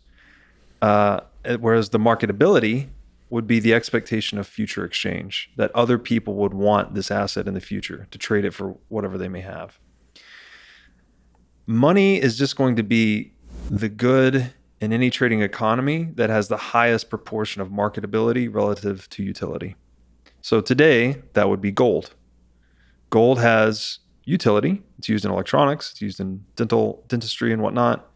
But it's largely used as a store of value across time. And that's what it's been used for 5,000 years. So if we say gold has a $10 trillion market cap, maybe 2 trillion of that is its utility value, or it's actually demand for use in computers and dentistry. And then 8 trillion of that is demand for its use as a store of value. Money, the marketability aspects of money boils down to 5 services that money can render. Money needs to be divisible, it needs to be durable, it needs to be recognizable, it needs to be portable, and it needs to be scarce. So I'll gloss over a lot of history with this and just say that historically, money's always been a technology, still is a technology or a tool. I use these terms interchangeably, and you think of a technology as just a more sophisticated tool, effectively. Mm-hmm. To best satisfy those properties, monetary metals were determined to be the most satisfactory tool, the most divisible, most durable, most recognizable, most portable tool in the marketplace. Of the monetary metals, gold was the most scarce, as quantified by either its stock to flow ratio or its inflation resistance. So, simple way to say this is that people always prefer the money most resistant to inflation. That's a nice definition of scarcity in the context of money. Is if you were to measure it, the resistance to inflation. So how hard is it to artificially increase the supply of the thing? That is the hardness of money. And that's why gold is hard money. Because alchemy is hard. That's right. Because no one cracked alchemy, so gold became money. So, that's such a nice, clean explanation of what is money with the 5 elements, and gold ultimately won out because of the last piece of scarcity. That's right. And to maybe dig a little deeper there. So scarcity, we commonly think of scarcity as strictly a supply property, where if there's not much of something, then it's scarce. But it's not actually true. Scarcity occurs when demand exceeds supply. So when there's more demand than the supply can justify, the thing becomes an economic good, and it establishes itself a market price. So there's more demand for the thing than the supply can satisfy. The unique thing about money, as a concept at least, is that demand always exceeds supply. Mm-hmm. There's never enough money to satisfy everyone, right? Because another definition for money, it's the most marketable good. So it can be traded for any other good, service, piece of knowledge in the marketplace. Mm-hmm. So humans being what we are, we're never satisfied, right? We always want more of something, whatever it may be. So money as the ultimate token of obtaining that something is always scarce as a concept.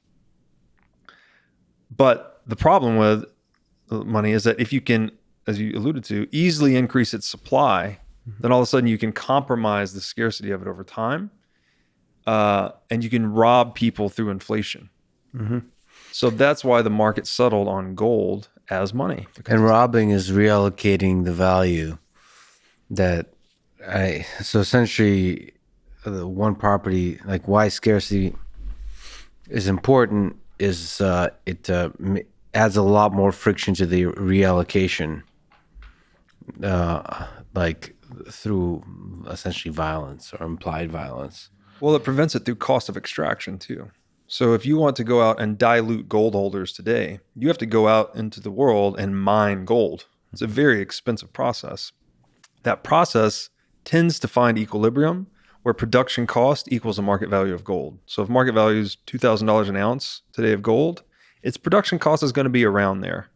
That's the natural market equilibrium. So that way, gold miners cannot just dilute people over time. Whereas you look at something like fiat currency, we're jumping ahead a little bit, but its production cost is zero. So there's a reason the market value of fiat currency historically has always converged to zero, because its production cost is near zero. So the extension to that question might be, how did we get from gold to paper currency? And again, this is rooted in the properties of money. As good as monetary metals were and as good as gold is as money at holding value across time, it's rather limited in terms of portability. It is not as useful for moving value across space. This is another definition of money, by the way, a social device for moving value across space and time. Mm-hmm. So to rectify this technological shortcoming of gold, we introduced, first of all, the custody of gold was gradually centralized into fewer and fewer warehousing operations. This is because there are economies of scale associated with using gold as money, and that if you centralize the custody, the warehouse owner can then issue a paper receipt called a warehouse receipt for that gold, and then market participants can trade that paper as if it's good as gold, and everyone has an option at any time to go and redeem real gold from the warehouse. Mm. So that system works until the problem with it is that it introduces the need to trust the custodian. So it's introducing counterparty risk in the form of the custodian. Mm-hmm. And now, should that warehouse choose to increase the supply of paper notes to gold beyond its supply, so if it's got 3 tons of gold and it issues 6 tons worth of paper receipts, all of a sudden it's participating in a fraud. It's basically lying. It's representing that it has more gold than it actually does. And that is the pathway that we got into banking and central banking, is we needed a convenience mechanism to rectify the portability shortcomings of gold. We needed to be able to move value across space, right? Gold was doing a great job at moving value over time, but not space. Mm-hmm. Paper currency gave us the ability to move value across space, but it introduced this attack vector for warehouse operators, which became banks, which became central banks, to modify the supply to suit their own political agendas. Added the snooze button. That allows you to do a little fraud. To get something first. For nothing. Something, just a little bit at first. Yeah. Just this one morning, just a little bit. I mean, I don't know if you can speak to the birth of fiat currency. Is there some interesting characteristics to those early steps that created it? Like, could it have been averted, or is this the natural progression of governments? You know what's funny is that central banking was initially designed to be the custodian of gold, right? So they were going to custody the gold, issue paper on top of it, and then they would maintain, you could trust the public stamp effectively. You could trust that the central bank had as much gold on reserve as they said they had, and they were supposed to be the trustworthy institution. So we went from placing our trust in a free market game theoretic process where we're trusting gold, and we began trusting this institution instead. That institution would not have arisen if the portability of gold was really high. If we could have somehow sent gold across a telecommunications channel, there would have been no need for a central bank. Everyone could have custodied their gold in any information-bearing medium, frankly, and they could beam it around the world at any time. So this whole institution itself is rooted in a technological shortcoming of gold. So I think it's another way to think about that is maybe had there been all the gold in the world today fills 2 Olympic-sized swimming pools. All the gold mined throughout all of human history. So there's not a lot, right? Wow. Mm-hmm. What if there had been just like way more? There'd just been, I don't know, 20,000 Olympic swimming pools worth? Portability wouldn't have been as much of an issue, right? Mm-hmm. We could have, and this is to say, assuming gold was still the most scarce metal and all these things, portability would have been less of an issue. We would have had less dependence or need for a central bank. So I think it's kind of idiosyncratic in that we just happened to end up here on this planet with a certain amount of gold. It best satisfied the properties of money. And a certain amount of humans geographically dispersed, such that portability had certain properties that you want to achieve for humans in the geographical space to be able to be a exchange value. It became more of an issue as we globalized, right? As we became more of a global society, we needed money that could move across space really fast, right? So we could trade in international capital markets. So that drove the central bank to become the dominant institution of the world. And if you follow the flows of gold throughout history, you know, I've been watching this documentary on World War I and World War II on Netflix. I think it's called World War II in Color. Oh, yeah. This is really good. It's so good. And when I say gold has been the governor of governments or gold is geopolitical money, like it is the base layer operating system, has been the base layer operating system for analog society. Mm-hmm. So it's always been about who controls the gold, is who makes the rules. And that's in that context is why Bitcoin is so interesting, because it is the disruptor to this base level operating system that's functioned for all of human history. I think this is a good place to ask. We asked the what is money question. Mm-hmm. What is Bitcoin? That's a question as complicated as what is money. I think if you get a general understanding of money from a number of angles, that we could say Bitcoin is the most superior monetary technology that has ever existed. So one of the most superior implementation of the ideas of money that you talked about. You talked about money as speech. You talked about money as an idea. You talked about money as sovereignty. Yeah. So we're attaching the concept of money, to your point, to whatever tool best satisfies those properties of money or best renders those services we need from money. And as you said, you're using the word tool and technology interchangeably here. Yes. And another thing to think about here is that we think often in terms of goods or services, but actually everything is a service.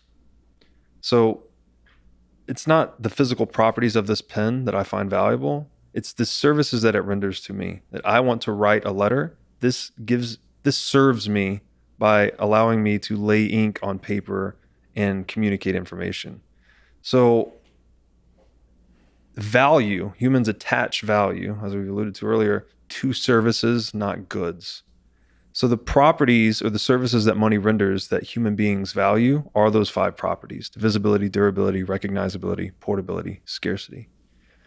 Metals best satisfied those services historically, but Bitcoin, as the most superior monetary technology in human history, essentially perfects them. It's as close to perfection as we've ever been. So In terms of divisibility, each Bitcoin can be broken down into 100 million subunits called a Satoshi. It could, if that divisibility were ever a problem, which actually, there was a question that came up recently. If you divide the world population by the total supply of Bitcoin, you end up at like 0.3 Bitcoin per person. Call it 300,000 Satoshis per person. What if that was not enough to facilitate economic activity? And the answer to that is Bitcoin can soft fork into further divisibility. So if Bitcoin ate all the money in the world and the average Bitcoiner wealth was say 300,000 Satoshis each, but that wasn't divisible enough maybe to buy coffee and do all these day-to-day transactions, what would happen? Well, we would increase its divisibility. So Bitcoin's perfected divisibility. The divisibility of money lets us transact across scales, right? We can buy coffee or we can buy a house. Durability is an interesting one. So clearly something like gold is very durable. It's resistant to degradation over time. Bitcoin is just pure information, but it's stored in a distributed format. So information stored in a distributed fashion tends to be virtually infinitely durable. The example I like to give here is something like the Bible. The Bible is just distributed information. It's stored everywhere and nowhere, so to speak. And for that reason, it has outlasted empires. And Bitcoin's similar, right? You can't make changes to it unilaterally. But to make explicit, the ways in which it is not durable is the fact that it relies on computing infrastructure. Like it needs computers. So if you were to destroy all the computers in the world, yes, it needs mechanisms that store and transfer information. That's right. And so you could attack it. I mean, you could attack gold in the same kind of way, I suppose, through the physics, but it's probably easier to destroy all the computers in the world than it is to destroy all the gold in the world. Maybe not. I don't know. Anyway. Yeah, you're right. Maybe I'm not sure which one would be harder to destroy, but the other thing is there's a dynamic incentive. So every time you destroy Bitcoin miners, you're creating incentives for anyone else with access to electricity to mine. Right. Because you're making the algorithm easier. Well, so the destruction is difficult because of the decentralized nature of the whole thing. And the difficulty adjustment. Yeah. So you're going to have to use nuclear weapons and cover the whole globe. But anyway. Yeah. And by then, we've got much bigger problems than money, right? That's right. So, okay. So that's durability. So portability, Bitcoin's pure information. It can move at the speed of light. Can't get much faster than that. Recognizability refers to the ability to verify the veracity of the money or its authenticity. So you can actually, when we used to transact gold, there were time-honored techniques for verifying that it was gold and not gold-plated lead, for instance. This is where we get the term sound money. A gold coin made a very particular sound when dropped from a certain height. You've seen people biting coins. These are all techniques for testing the authenticity of gold. And with Bitcoin, we have something unique in that if you're running a full node, you can verify that the Bitcoin is Bitcoin, right? It cannot be tampered with. It cannot be faked. And in addition to that, as a node operator, you can audit the total supply of Bitcoin at any time, which is unlike any money in history. So with full certainty, if you're holding 1,000 Bitcoin, you have 1,000 out of a possible 21 million forever. You have a guaranteed fraction of the total supply. Yeah, so a full node contains information about every transaction that's ever been had, so you can figure out, that's right. All the truth of this money is all right there. Yeah, it's like a fractal constituent of the whole network, right? The whole Bitcoin blockchain is comprised in a node too. Not the proof of work piece, but the entire transaction history. Mm-hmm. And so that's unique as well. And that's what makes Bitcoin the ultimate store of value, is that with certainty what the total supply is and will ever be. And that your share of that supply is fixed. It cannot change. It can only improve, actually. If someone loses, if the Satoshi stash is truly gone forever, the million Bitcoin never moves, then we're talking about 1,000 Bitcoin out of 20 million instead, and so on and so forth. As more people lose access to their Bitcoin, they're basically making a contribution to everyone else. It's anti-dilutive. And there's certain properties of Bitcoin that are sort of a little bit more into the details that ensure that the full nodes, like the size of all the transactions that ever happened, at least currently, can be stored in a single computer, for example. Yes. So it doesn't blow up too quickly. That's right. But there's arguments that that's not necessary. You can make arguments for that to be a very nice property, but you can also say that there's like drawbacks to it. That's hence the block size debates and all those kinds of things. Yeah. That was the Bitcoin Cash civil war, right? Was that particular piece. Yeah. And, ostensibly they were saying, oh, we need more transaction throughput to buy more coffee and do more transactions. But what they were actually doing was increasing the size, computing power necessary to run a full node, which it would have theoretically compromised decentralization. So yeah, but it would, in theory, and this is, in theory, it would allow you to have much more transactions. That's right. But the drawback, it would, because of no longer can be stored in a single personal computer, then it naturally leads to decentralization. Yes. Same kind of thing we see with gold. Which would have compromised its survivability. Right. Yeah. So what else is there? The last one, which Yes. leads straight into this one, actually is the most important one of money, which is scarcity. And that you need to know the supply is fixed and safeguarded from counterfeiting and inflation, which counterfeiting and inflation are the same thing, by the way. Counterfeiting is criminalized inflation. Inflation is legalized counterfeiting. So central banks today, when they say they're printing money, they're not. They're counterfeiting currency. That's a very important part. And Bitcoin, as I've argued in some of my writing, is more than just an invention. It's actually the discovery of absolute scarcity, and that we have unveiled a property of money that we will only discover once. And it's got really major ramifications for the world at large. So with gold, for instance, as we've covered, it became money because it was the most relatively scarce monetary metal, right? Its supply was hardest to increase over time. However, if we could somehow flip a switch today and make everyone in the world go out and start mining gold, we could increase the supply much more quickly. We could, its historic inflation rate's about 2%. We could double that pretty quickly.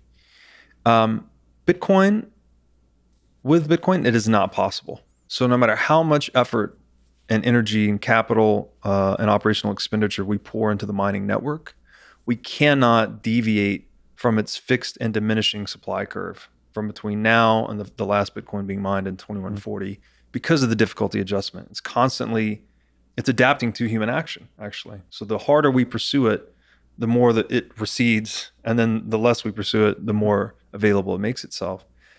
And it's a real major breakthrough because it's the closest thing to perfect information we've ever had in an economy. And perfect information is it's a theoretical but unattainable state of the market where all market actors have all the relevant information about everything so that they can compete as efficiently as possible. And in a state of pure information, perfect information, we have perfect competition. And in perfect competition, we maximize wealth generation. Mm-hmm. So we're competing as freely as possible from coercive and violent impediments. And so I think Bitcoin, in that sense, is going to pull the world closer to a state of perfect competition than we've ever been before, which would increase wealth generation to an extent we've never seen before. Many of the things you said about Bitcoin also hold for other cryptocurrency technologies that followed after. Can you say something to why you think Bitcoin is the superior technology from a pragmatic truth perspective than, say, Ethereum, but also other crypto like Bitcoin Cash, like other hard forks of Bitcoin, and or maybe things that might tools yet to be invented? Yeah. So this is a good point of argument because a lot of people have countered me and said Bitcoin cannot be absolute scarcity because you can fork it and create something with the same properties as Bitcoin or potentially even better properties, right? You create something with a deflationary monetary policy. That's what Bitcoin Cash was, actually. It forked Bitcoin with all of the same properties except for the block size that we alluded to earlier. The problem is that money is valued. Again, it's the good with a configuration of demand that is predominantly marketability. Mm-hmm. So it is valued based on its liquidity. That is, how many other trading partners are there in that monetary network? So it is a network valued because of its liquidity and network effects. So any new entrant into the market for money is incentivized to always choose the money with the deepest liquidity and the most network effects. Mm-hmm. This is why money has tended to be a winner-take-all market, because it's essentially a single-purpose tool, right? It is a tool for, if we consider that tools are time-saving devices, right? The shovel lets you dig more holes per man-hour than you can with your bare hands. Money is a tool, there's yet another definition of money, that lets us calculate, negotiate, and execute trades more quickly. So that function tends to coalesce towards one solution. And so the short answer would be that for the same reasons, quantifiable reasons, right? Like inflation resistance and liquidity and network effects, that we have one analog gold, we're only likely to have one digital gold. And I think the Bitcoin Cash fork proves that out empirically. It's a good case study because it's one case study, right? But okay, so that's really well put. So like gold was sticky. Once it was accepted, the network effects, the winner take all, took over. And here's a fundamentally different kind of, like, analog versus digital is a leap in technologies. That's right. And you're suggesting that there's unlikely to be other leaps of that kind into a whole nother kind of space of technologies. I would argue that Bitcoin is kind of like the ideological synthesis of gold, taking the monetary properties of gold and combining them with the internet itself. Right. And in doing so, it has essentially perfected the properties of money, right? You can't get more divisible, durable, recognizable, portable, or scarce than Bitcoin. So Satoshi has he left no design space for a superior technology to intercede and outcompete Bitcoin at this point, now that it's established liquidity in the far superior technology, right? Yeah, but it's a combination of the tech itself and the social layer and the that is coalesced to it. You can't separate those two out. Like, that's right. They're all connected, and then the political as well. I mean, but the portability, for example, that's another way to phrase that is the scaling. So the number of transactions, that's a limitation for Bitcoin. That many argue is a feature, many argue is a bug. You have a bunch of cryptocurrency technologies that are able to achieve much higher, much faster frequency of transactions, much more transactions, all that kind of stuff. What are your thoughts on that? The low level of transactions that's possible with Bitcoin. Do you think that's a feature? Do you think that's a bug? Necessary for security, actually. And even these other crypto assets that settle more quickly, they settle with less assurance of finality. So Nick Carter has a great piece on this, actually, called "It's the Settlement Assurance is Stupid." It's really good, where the gist of it is that there is more work being done in each block of Bitcoin that it is less vulnerable to reversion. So it's giving you higher degrees of assurance that your settlement or your trade has occurred with finality, whereas other blockchains are much more vulnerable. And again, with Bitcoin, the evolutionary path of money with gold is that it was first used as a collectible. It then became used as a store of value. After it had stored enough value, it began to be used as a medium of exchange. And then finally, when it was used widely enough as a medium of exchange, it becomes a unit of account. We actually start to think in the money. Bitcoin's following a similar path. So started out as kind of a collectible. Today, I would argue it's a store of value, one of the most effective store of value we've ever seen. So that evolutionary path that Bitcoin's following is similar to gold. First a collectible, today is store of value. To be an effective store of value, it has to optimize for supply cap. Yes. That has to be the first, and this is all Bitcoin really needs to do to be successful, by the way. Exactly what it's been doing for 12 years, virtually flawlessly, which is keep creating a block every 10 minutes and keep enforcing a supply cap of 21 million. As long as those two things hold, it is sound money, the ultimate sound money, the most inflation-resistant money there's ever been. It's actually completely immune. It's taken unexpected inflation to 0%. We know with perfect certainty what Bitcoin supply will ever be. For it to be used more broadly as a medium of exchange, it can't make trade-offs at the base layer to increase its portability, for instance. Even though portability is maybe kind of a misnomer because Bitcoin has extremely high portability, just doesn't have extremely high transaction throughput. Right. So we could say you can move it pretty quickly anywhere in the world as long as you're willing to bid up for the block space. Mm-hmm. But you can't satisfy all the world's economic volume. You can't do 300 million transactions per second like you can on a centralized database like Visa. But Bitcoin needs to be it has to be a store of value first before it can be a medium of exchange.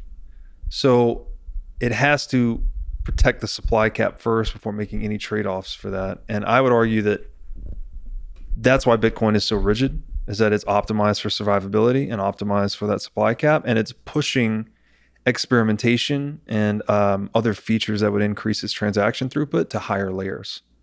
So I think Lightning Network is something that's very interesting. It's still early, but there's a lot of throughput already being used on the Lightning Network, and it makes some slight trade-offs in terms of the trust minimization of Bitcoin. You end up trusting these smart contracts instead to move the Bitcoin, but you pick up nearly unlimited transaction throughput.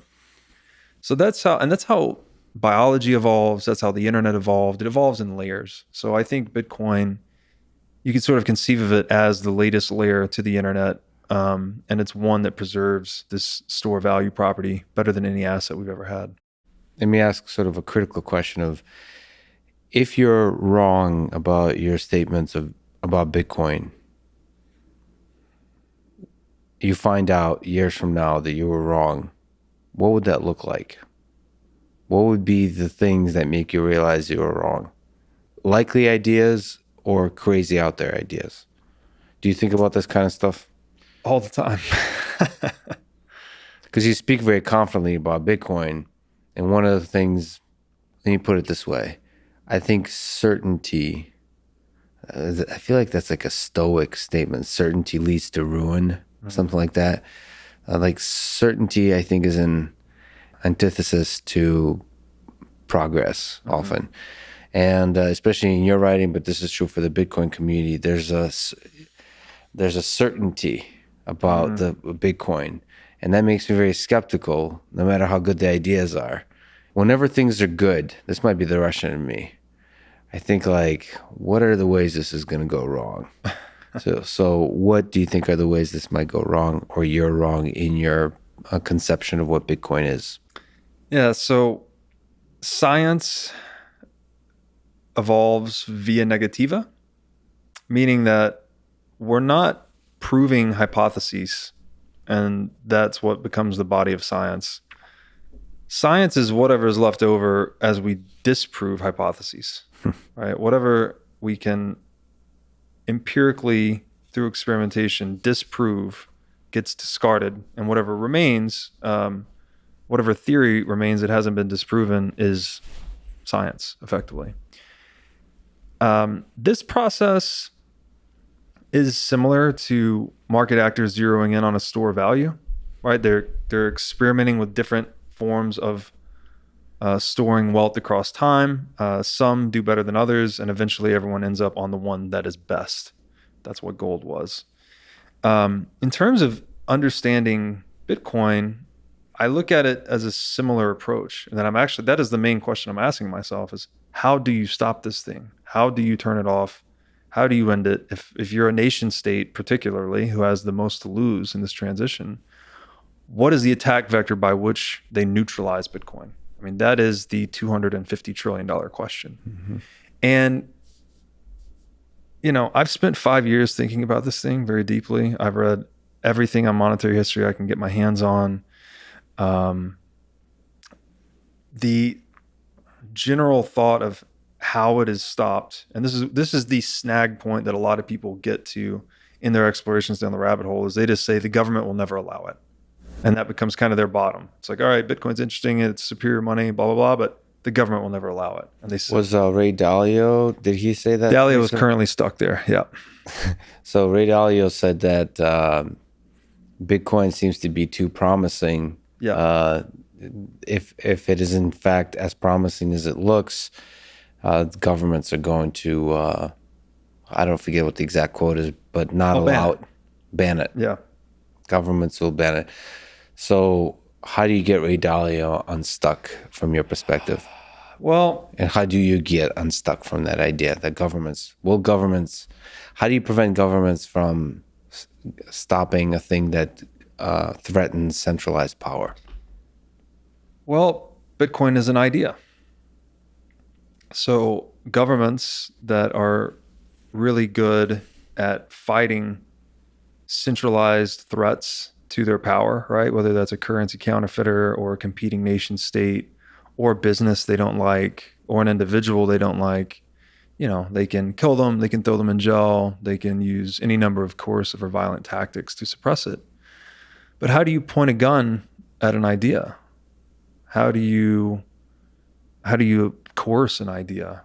And that's, there is some anecdotal history here where there's the PGP case, which in the United States, the court was trying to classify it as munitions when we were shipping this pretty good privacy software overseas. Government wanted to classify it as munitions and restrict that exportation. And this was a circuit court case precedent when the PGP attorneys actually printed out the source code on paper and presented it as evidence in the court. All of a sudden it became protected under freedom of speech, and that it's just code is speech, code is language, and therefore, at least in the United States, it's protected under the First Amendment. I think a government ban would be largely unenforceable, frankly, on Bitcoin. Being that it's pure information, if you suppress market actors from using it in one jurisdiction, you're just creating incentives for them to go elsewhere. And you're actually increasing the incentives for other jurisdictions to be favorable towards it, because then they get to benefit from the tax revenue and the businesses and the innovation that's occurring in and around Bitcoin as a result. So you don't think if a particular central bank, like in Europe or United States, bans it, not maybe using those terms, but in some kind of way, you think that provides a really strong incentive for the other big players to enable it? That's right. And that they're more likely, by the way, and governments know this, by the way, too. The other thing that causes the government to shoot itself in the foot is that if they ban something, they draw a lot of attention to it. Yeah. People are smart. I mean, people ask why. Why would a government ban it? Why can't I use this? So that's kind of typically be the last arrow in their quiver. They may try to ban it if Bitcoin, really starts to monetize very quickly, and the power structures that they impose today start to dissolve faster than others might think they will. Then they might try and ban it, but I think that ban will be largely unenforceable. They're more likely to tax it, which they already do tax it. They're likely to increase taxation of it. They're likely to try and make it more white market by actually tracing Bitcoin, seeing who has it, attaching identities to Bitcoin ownership, and making sure that they're getting their pound of flesh on all the transactions it results in. But I don't think, the other thing about this is, so we saw the internet outcompete intranets. In that we could say that open source networks tend to outcompete closed source networks. And there's a really good reason for this. And it's because in a closed source network, there are costs associated with defending the network itself. So the network owners, the owners of the closed source network, have to expend resources protecting it from competitors, and they have to expend resources imposing its rules, because they're not voluntarily adopted rules. So you actually have to impose these rule sets. Whereas an open source network, which is something much more akin to capitalism, pure in its pure sense, these are voluntarily adopted rules. So all market participants have agreed and consented to this rule set. So there's no enforcement cost and there's no turf protection, because anyone can freely enter or exit the open network. For that energetic reason, I think open networks outcompete closed networks typically. And in the digital age, that's why I think that's why internet outcompetes intranet, and that's why open source networks are going to eat closed source networks. So what Bitcoin would be in that lens is the ultimate open source monetary network devouring closed source central bank monetary networks. And I just don't see how there's no possibility of unilaterally stopping Bitcoin or destroying it. So then they're more likely to regulate or tax it. And again, the other fallacy here is that a lot of people tend to think of governments as these singular, indivisible entities, like they just move under one plan. But in reality, it's a lot of people, right? And a lot of people with loosely coupled interests and agendas and whatnot. Regulators and others, with wearing their citizen hat, they're going to see this thing monetizing. They're going to be on the front lines of trying to regulate it, trying to control it. And I think what's likely to happen is they're going to start to adopt it, to buy some of it, even as an individual, or possibly even ultimately at a central bank or sovereign wealth fund level, as an insurance policy against its success. And once you start to acquire something and then you have a vested economic interest in its monetization, I think it kind of dissolves any of the power structures that are arrayed against it from the inside. Mm-hmm. So I've written a lot about this in a new series called Sovereignism, which is based loosely on a book called The Sovereign Individual. And that's the general thesis, is that microprocessing technology would devour our organizational models, the most important of which is the nation state. So I think we're going into this world where coercion and violence is just much less rewarding. The economics of violence are declining because of the low cost of protecting property, right? You can now protect your monetary property in Bitcoin at orders of magnitude less cost than is necessary to run a banking network. So it changes the way we organize ourselves. And again, if we zooming back to gold as kind of the original governor to governments, where if they manipulated the money, gold would leave their country. Mm-hmm. That's why governments have taken relatively concerted action to go off of the gold standard. There's a great book on this called The Gold Wars that outlines how governments have been waging a cold war against gold for the past 50 years. Bitcoin sort of renews hope for that free market governor of governments, and that is this digital gold that governments cannot stop or co-opt. So I think it's something, that's why I think it's such a big deal, is that it is changing. It's a new useful fiction, you might say, a useful fiction that's superordinate to the mythology of the nation state and government as the dominant institution in the world. Well, I hope you're right that all forms of centralized power start breaking apart naturally. So governments, the more and more power is given to the individual, whatever the technology is. And Bitcoin seems to be a promising technology that empowers that, enables that. Mm-hmm. That seems to be the trend. And that's a promising trend, mm-hmm. from at least from a perspective of somebody who values this particular biological meat bag that's full of consciousness. I think Bitcoin is exposing the greatest scam in human history, which is political authority. Like, who gives anyone the right to have political authority over anyone else? People should be free to adopt the rules and systems and tools that best suit their needs. And that arc of history we covered earlier, where as socioeconomic systems have become more favorable towards individual sovereignty, the more wealthy we have become. The more we have given the individual, we've maximized individual choice, the more wealth that society has created, and the more it has outcompeted the systems that have come before it. The latest would be, capitalism triumphing over socialism. Before maybe we eat, you are in Texas, you brought over some brisket. Before we maybe indulge in that, let me bring up one quick topic, and then we'll take a break. And the topic of what some may term the toxicity of the Bitcoin community. That you've written that Bitcoin toxicity is tough love. Do you want to break that apart a little bit? Sort of the idea, the philosophy of the toxicity that seems to be present in part in the Bitcoin community. Yeah, we were talking about this a little bit before we recorded, and I've been through the gauntlet with Bitcoin toxicity as well. I came into this space professionally in 2017. I was originally running a multi-strategy crypto asset hedge fund, and my initial investment thesis on the world was that, Bitcoin was a big deal, but there were all these other exciting coins and projects and ways the technology was going to be used.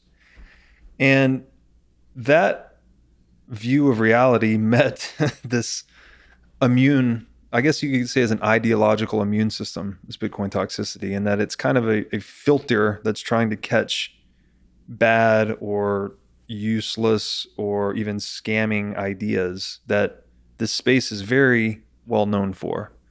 As we've touched on today, Bitcoin, in my opinion, is this world-shattering innovation, but it's in a sea of the most scammy stuff ever, right? Anybody can go and create a coin. So you can go and launch one immediately online, and you can throw up a website, an advisor page, post a white paper talking about how great your technology is going to be and how it's going to change the world. And then you can raise $30 million in Bitcoin or Ethereum in 30 seconds kind of thing. So it's drawn in a lot of this scam artistry, you might say. And I think people living through that, because there is this natural predilection for people when they first come into Bitcoin, you're excited about it. Then you get lost in the shitcoin universe. And then just looking at the market success of Bitcoin versus, and when I use the word shitcoin, You say with all the love in the world. All the love in the world. I guess you could call me a toxic maximalist in some ways. Although I consider myself a freedom maximalist, not a Bitcoin maximalist. Yeah, I saw that line. That's a good line. Bitcoin, tracking the market success of Bitcoin versus alternative crypto assets, the signal is very clear that Bitcoin has outcompeted all of them. So I think that Bitcoin cultural toxicity has evolved as an immune response to those bad ideas, which is actually, if you think about it, kind of is a tough love, right? You don't want new entrants to the space to get lost in shitcoin jungle and learn the hard way, the way many Bitcoin maximalists have, that the real innovation is Bitcoin. But like an immune system, I think it can also go too far. And so I think it's useful when it is defending the space from false narratives, we might say, but it becomes detrimental when it's attacking people that are inquiring about Bitcoin or people that are approaching Bitcoin with a good spirit and good intention and a desire to learn. Because then at that point, it's actually impeding the free flow of ideas, which, the example in your clip that was totally taken out of context. And then you're literally just saying, I'm here to learn and contribute. I think I've got some stuff to do. And then people attack that. Like, that doesn't make any fucking sense. It's like you're attacking someone who's approaching it in a good spirit and asking questions. Yeah, and I think sometimes talking about it, the toxicity in the Bitcoin community as an immune response, has a negative effect of giving it a pass. Because it almost says, look, it equates it with the human immune system, which seems to do a really good job. And so you could say that the toxicity has a lot of features in the sea of fraudulent projects that steal money from people. It's really useful to make sure that you give people the harsh truth about who is and isn't a scammer. You have to take it apart, take it away from that metaphor of the immune system and look at basic human nature. And human nature can go to some dark places, which is it's sad to say that some people, maybe many of us, can enjoy for its own sake the toxicity, the mockery, the derision. And you stop being part of the immune system that makes a successful idea propagate and start being a sort of a destructive virus yourself. And that's something I think about because I am new to this particular immune system, but I've explored other immune systems. And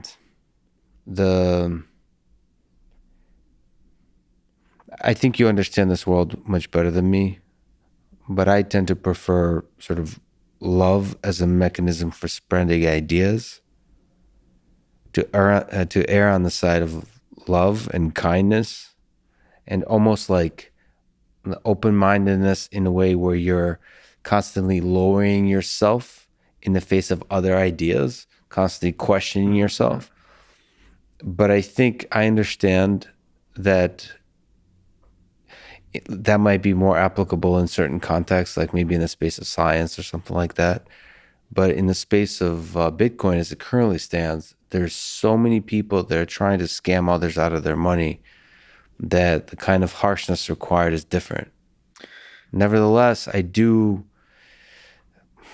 want to put it on people like yourself and others who I know you wouldn't consider yourself this, but you're one of the faces or leaders in this space, to call people out a little bit, to inspire them to be more loving, I suppose. But it's difficult because you want to walk that line carefully. You don't want to be too loving and open-minded. Otherwise, your brain falls out. I get it. It's a difficult balance to walk. It is subtle and it's nuanced and it is difficult to walk. And I think that's why I try to say tough love, because when we're young, we may have certain ideas about the way we want our life to go, but then maybe our parents are not letting us do certain things, and we think I know when I was a kid, when I was in 5th grade, I wanted to get my ear pierced. My mom wouldn't let me do it, and I was, oh, come on, Mom! I thought it was so cool. And then 2 years later, I'm like, thank you, Mom, for not letting me get my ear pierced. I think it comes from a place of good intention, that they have asked themselves that question, right? That they've been inquiring in why not this crypto asset or this crypto asset, and they've done the exploration. They keep coming back to Bitcoin, and they've seen people being taken advantage of. But to your point, it's like this tough love can become detrimental, just like the immune system can become detrimental, right? It can overreact and it can actually harm the human body. So I would say that it's such a tricky and nuanced topic that even biology hasn't figured it out, right? A lot of people have autoimmune diseases.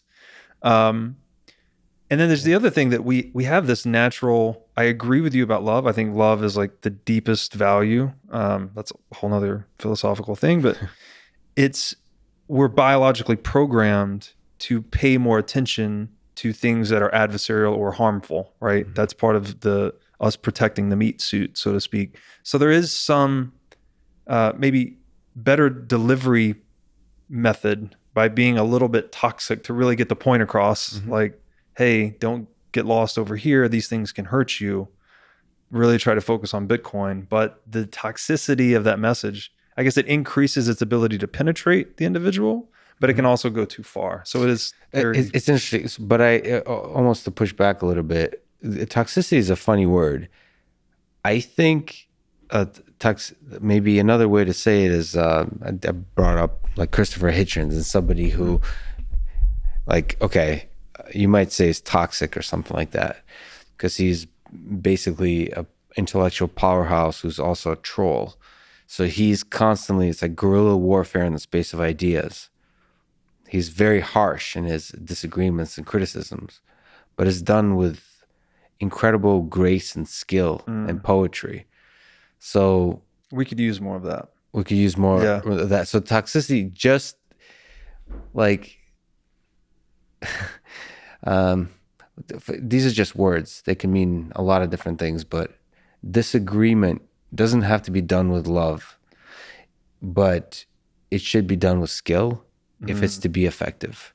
So there's a lot of ways to be effective in guerrilla warfare, but you want to learn how to shoot or whatever the weapon you're using and to do it well. Some people do it better than others. Yeah. And it's worthwhile to learn to do it well. Again, I prefer love, but even love, just because you think you're communicating a good idea, which you very well may be, doesn't mean it also doesn't require skill to do the communication well. Whether it's disagreement and harsh or more agreement and loving and so on.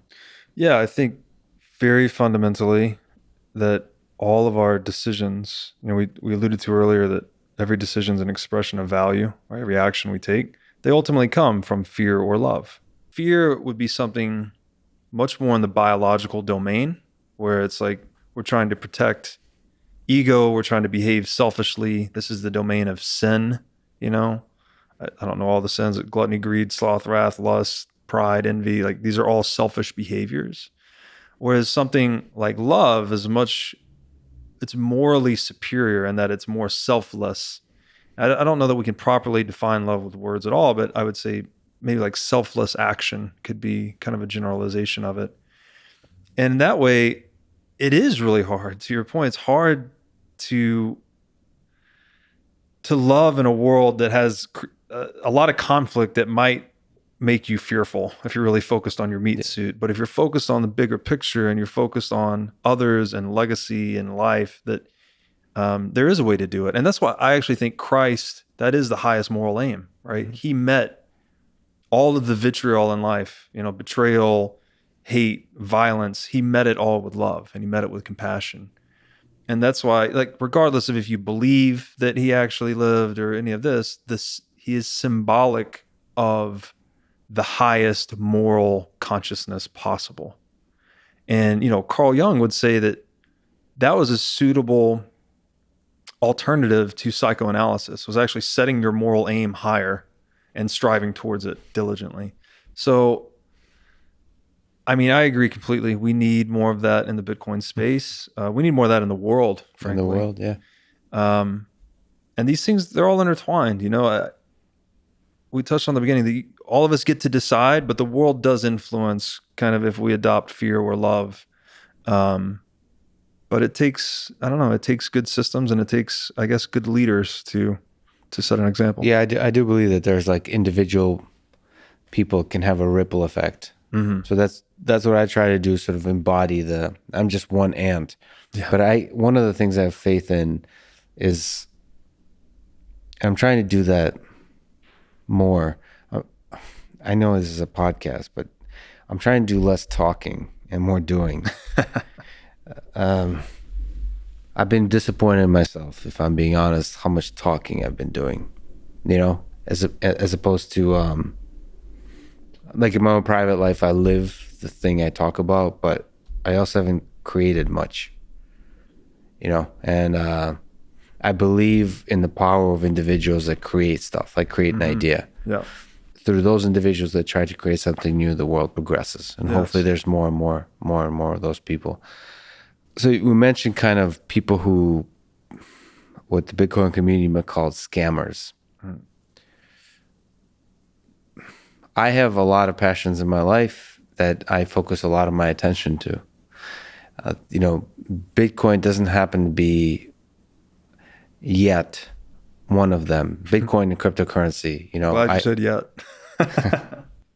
I'm always looking for things to really fall in love with. So how is a person like me supposed to figure out, I also happen to have a platform a little bit, and how am I supposed to figure out what is an interesting set of ideas and what are not? Because people are financially tied into a lot of the cryptocurrencies that we're talking about, certainly with Bitcoin. Their livelihood, their well-being is tied up to it. So it becomes much more emotional, much more personal. It's no longer purely an exploration of ideas. Mm-hmm. It's really almost like a threat on your property. Like it's a personal threat. It makes it very difficult to explore those ideas. So I understand it, but it makes it very difficult for somebody like me to just walk in and be curious. So how do I proceed in this difficult world in exploring this landscape and not give a platform to ideas that may that may harm others?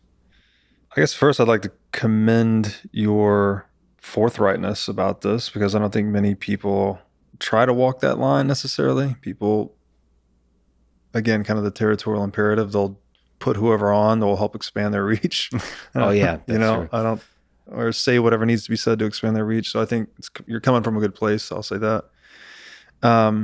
There's a great piece written on the topic of scammers and scamming. I think it was by Goldstein. He wrote a piece called "Everyone's a Scammer," and it's sort of back to this, general human proclivity to try and get something for nothing always. Which again, it can be That's positive, it can be innovative, or it can be negative. It Yeah. can be trying to steal from people. Yeah.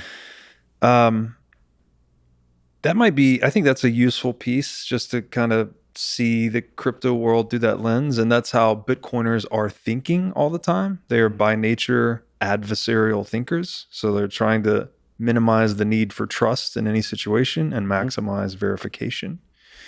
As far as sifting through the ideas, I guess this is back where the cultural immune system has some utility. Yeah. Because there were times when I thought this particular crypto asset, Augur was one I was really into, that it could facilitate prediction markets, and prediction markets could make markets more efficient, et cetera, et cetera. But when that investment thesis basically met the cultural filter or immune system, it forced me to reevaluate my position, forced me to really look into it more deeply. And through that exploration, I realized that it would need to be built on Bitcoin to work, basically. So, but it really comes down to like you doing your homework, but we can't all deeply evaluate every idea out there, right? Yeah.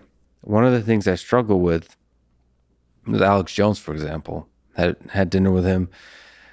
That I could tell that would be a very fun conversation. But like then I also understand that there's like consequences to that conversation that should be explored with care. Mm-hmm.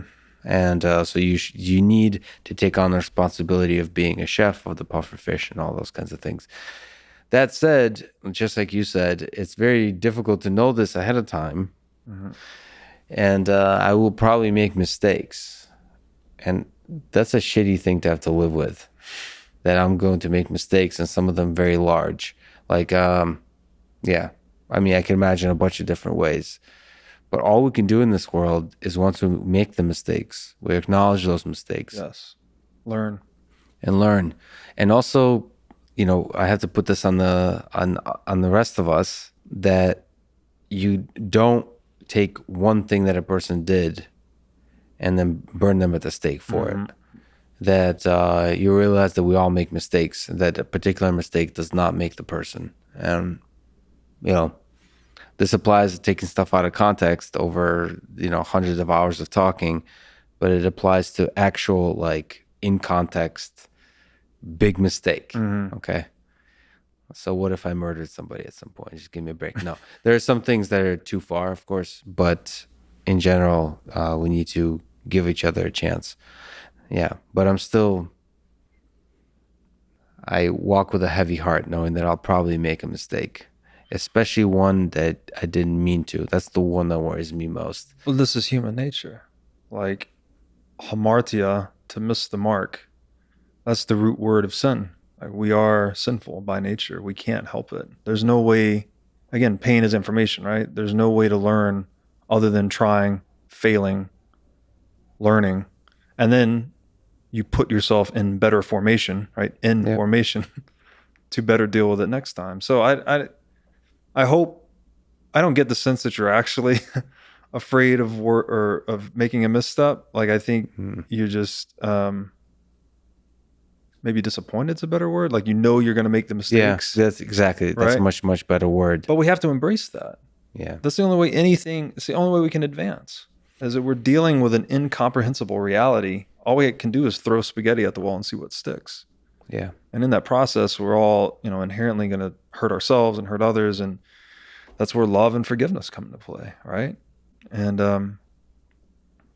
I think the other thing is that this culture of reducing people down to a label, right? Whether it's racism or whether you're calling them a scammer or any number of terms, you're discounting their sovereignty to zero, right? You're taking a super complex human that is vast, contains multitudes, is changing over time, and you're trying to put them in a bucket of a word.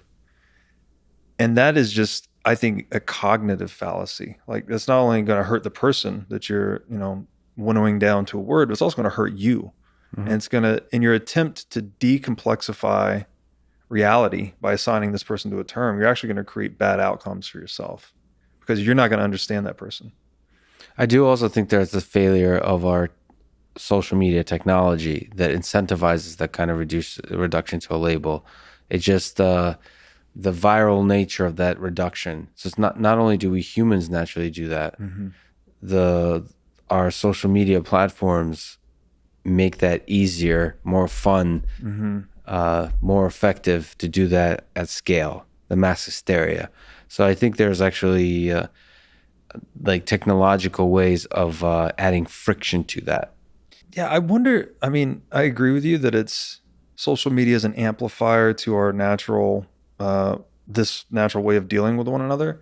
But I wonder, and my thinking has evolved a lot on this, that there's something below the way we're treating each other too, right? That we could say civilization sort of advances in the tools we make and the way we treat each other. We tend to have better tools, better quality of life, and better morality, better quality of living, and ways of dealing with one another.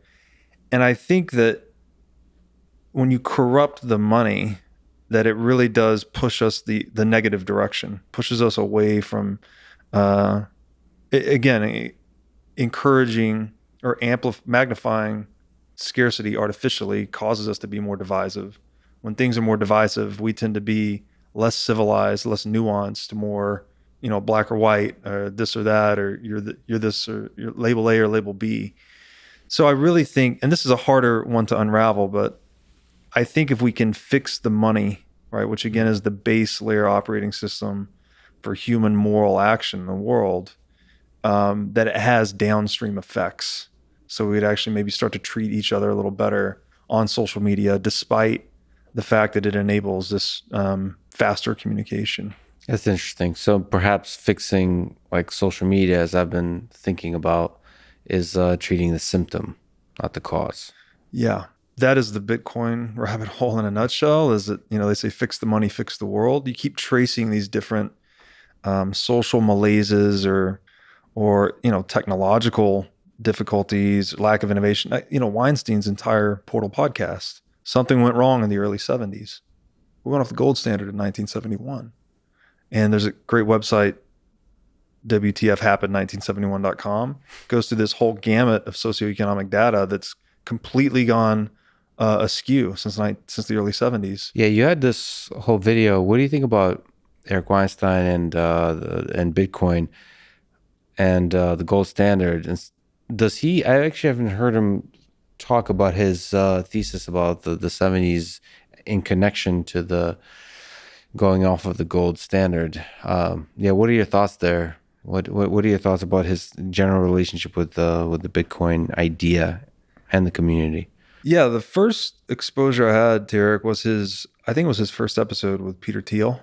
And they're going through that thesis that there's been this general institutional rot and suppression of innovation since the early 70s. And he's trying to identify what it is. I don't think they ever pinned it on the money, on going off the gold standard. But in recent interactions with Eric, I've interacted with him on Clubhouse.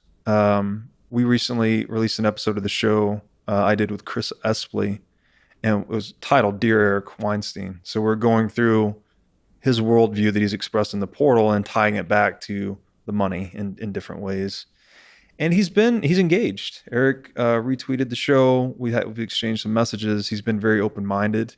He's asked some really good questions. So I get the sense that he's approaching this very wholeheartedly. He does bring with him his existing worldview and his existing theory. The one that really blew up was gauge theory. They got really popular. I don't know a lot about gauge theory. I actually messaged Eric and said, I want to learn more, genuinely, because, he seems to be serious that needs to be considered in the sphere of money. And so I want to learn more about it. But I think overall, it's great. It's great to see an intellectual heavyweight of his caliber gravitating towards Bitcoin.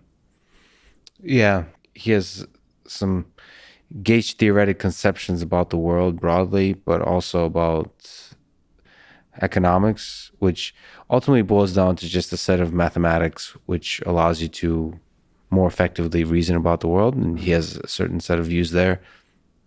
So it's fascinating to see him grapple with it. I think he's also kind of like all of us, grappling with the idea of what is Bitcoin in this world. It's a very young technology, and it's unclear exactly how the ideas of the past fit with it. Yeah. Integrate, how the two integrate together. And so it's interesting to explore, not just Bitcoin, the particular. So for me, like what I've always saw Bitcoin as from the beginning, from a narrow worldview, is computer science, which is where I come from. And so I wasn't almost aware in the social, political, financial aspects of Bitcoin. But now I see that there's not just power, but there's fascinating ideas to explore on that side of things, not just the computer science, not just the technical details, but the political, the socioeconomic, the philosophical. Yeah. That's where I, find all the fascination in the world, frankly. I would one other thing about Weinstein and intellectuals more generally that are skeptical of Bitcoin, I would challenge them to read the book Human Action, written by Mises. I think in 1949 he published the English version.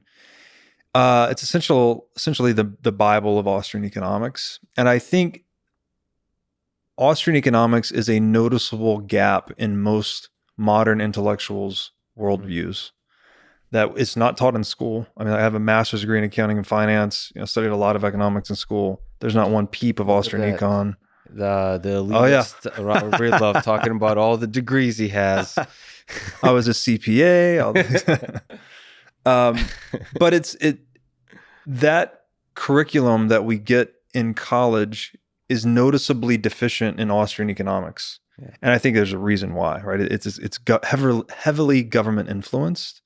Again, master's degree in accounting. They never taught me about what money is or where money comes from. All you learn is that the central bank issues money and the central bank takes money away. So it's conceived of in the textbooks quite literally as God, right? An entity that suffers no opportunity cost, that basically is the foundation of the entire Keynesian worldview that you're taught in economics. And Austrian economics is the opposite end of the spectrum of that, right? It's actually the culmination, which economics is the youngest science in the world, by the way. So it is kind of it's the frontiers of science in many ways. Like when I say praxeology, many people have never even heard of that, but it's something, it's an a priori study equivalent to something like mathematics, that you're building things from first principles to reason about economic reality. And I think that book, it's a very difficult book written by Mises, 1,200 pages, translated from German. The way he wields English is fascinating and terrifying all at the same time. It'd probably take you 6 months to read it if you read it daily, seriously. Like it's a beast of a book. But that will plug the gap, I think, in any intellectual that's skeptical about Bitcoin. I think that will plug the gap that's necessary for you to see it in a new light. Well, I'll take that as a challenge. Now that we took a little bit of a break, ate some good Texas brisket. Thank you for that, by the way. Brought some over. You're quite welcome. Let me ask the ridiculous question. At the core of the idea of Bitcoin is this guy or this entity named Satoshi Nakamoto. So the ridiculous question is, who is Satoshi Nakamoto? And first of all, is it you? It's not me. I wish. And is this an interesting question? Or is it just something about our human nature that always tends towards mystery? Well, as we've touched on a bit today, mythology, in my opinion, is something that is intrinsic to how we see the world in a lot of ways. Like it's kind of the structure by which we build these useful fictions. And so in that way, you could just say that Satoshi is the godhead of Bitcoin, effectively. And I think a compelling argument could be made that his disappearance is what really solidifies Bitcoin's decentralization. Because if there were one individual to personally vilify or denigrate or attack, to disparage or question the motives of, if he's out in the Hollywood Hills partying, everyone knows he's got 1 million Bitcoin, it would just kind of tarnish the entire project in a lot of way. But the fact that on that theme, something for nothing, this guy actually gave humanity something for nothing. And it appears that he didn't profit in any way. He, she, or they. I actually heard recently that he identified as a he in some of his communications. So it sounds like it is a he. See, like his communications being like studied, like almost like exactly as if he is a religious. That's right. Like a prophet. Yep. Yeah. I mean, it's fascinating to imagine that he's still alive and living in this world. Mm-hmm. And it's even more fascinating to imagine that he's perhaps participating in the Bitcoin community. Because, I mean, that takes a special human being to, out of principle, do that, to remain anonymous. That's very much the George Washington. Yeah, I always wonder, like, how many people are like that. There's a cliche that like absolute power corrupts, absolutely, like power corrupts. But it seems like the progress of humanity depends on the people whom power doesn't corrupt. Interesting. And it's enough to have just a small selection of those. Yeah. And even if most of us are too weak, we give in to power if given the chance. All it takes is a few. I've never thought of it like that, but Marcus Aurelius immediately came to mind. Yeah. The guy that he had the keys to the kingdom, and he apparently adhered to the Stoic virtues until the end. But yeah, I agree with Satoshi. The other thing that's interesting is he would be by far the most wealthy person in the world on a liquid asset basis, because he has 1 million Bitcoin, which is 60 billion liquid net worth at current prices. So if he is still alive and just operating in the world, he is daily and moment to moment resisting massive incentives to go and just be the richest guy in the world. He's the ultimate hodler. Yeah. Yeah. I mean, so it's turning down not just financial success, but also fame. Mm-hmm. I mean, fame is another drug. It's a kind of power, but it's in itself is also a drug, especially in this modern society, in this attention. And he would have both. He would have both. Yeah. It's fun to imagine who it could be. It's fascinating if it's somebody like you or somebody like Elon or somebody like that. That's fascinating to think about. Yeah, I think Elon would be hilarious if he came out and he was Satoshi and be like, hey guys, I know I'm already the richest guy in the world, but I got to go ahead and double my lead here. What do you make of Elon Musk investing with Tesla, investing in Bitcoin, and maybe broaden it out in some of these other, big billionaires, but also people tied to major companies investing in Bitcoin? Yeah, I think Michael Saylor really led the charge on that. So he's the CEO of MicroStrategy that I think they've acquired upwards of $2 billion in Bitcoin now, started acquiring August, maybe of 2020. And he's, personally bought a lot of it. He bought a lot as a treasury reserve asset for his company, MicroStrategy. Then they leveraged up on a convertible note and bought more. So he's really leading the charge in this Bitcoin institutional adoption. Yeah, your conversation with him is a really interesting one. Your series of episodes, I suppose, but it's only a couple of conversations, I guess. Yeah, we recorded twice, 5.5 hours each. Yeah, so it's about 11 hours of content. And yeah, thank you. It's a lot of people have said that it's the best first principle thing they've ever seen on Bitcoin, which I take no credit for that at all. I mean, I just sat down with a guy and unleashed him. He's just a beast. Yeah. But it's fascinating that his long-term vision with it. I mean, I'm not sure I'm all philosophically bought in, but if he's right, if this set of ideas are as powerful as he describes, as you described, that this would change the world.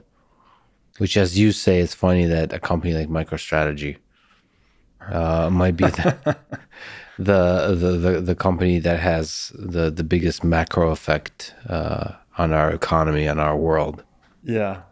The conversation reshaped my worldview a lot too, because he framed money as energy, which I had often thought of money as time.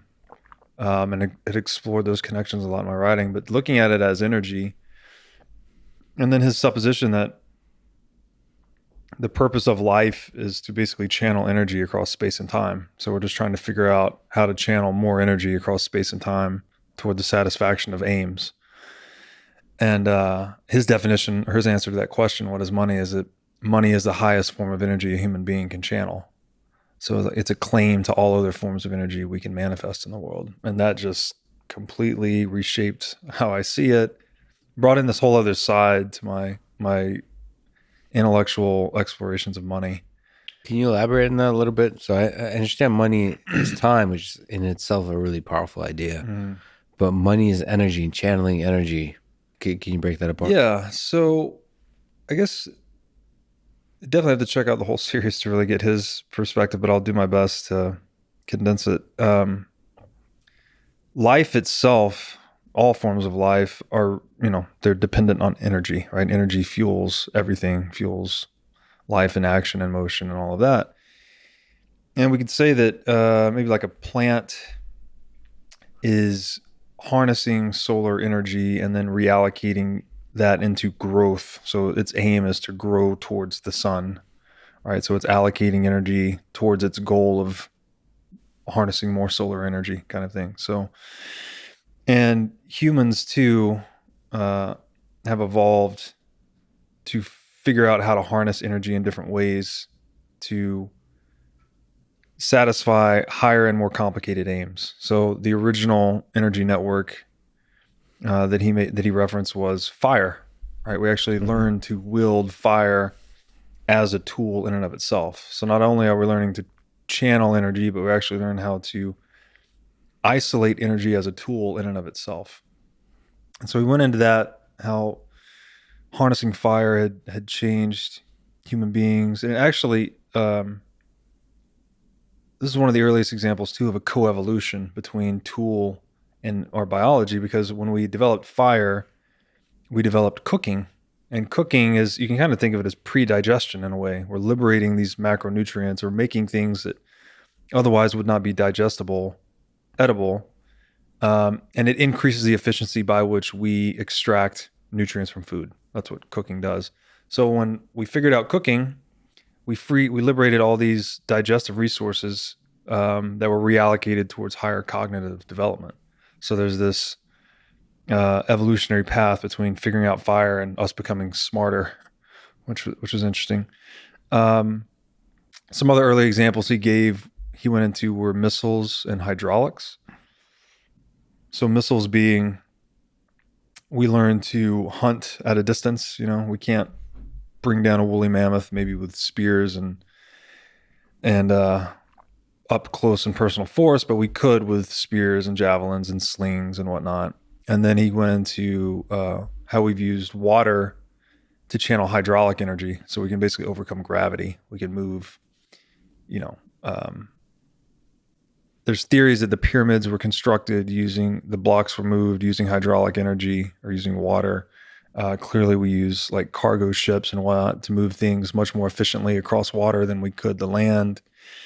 So his whole view is how we keep figuring out better ways and more efficient ways to harness energy and channel it.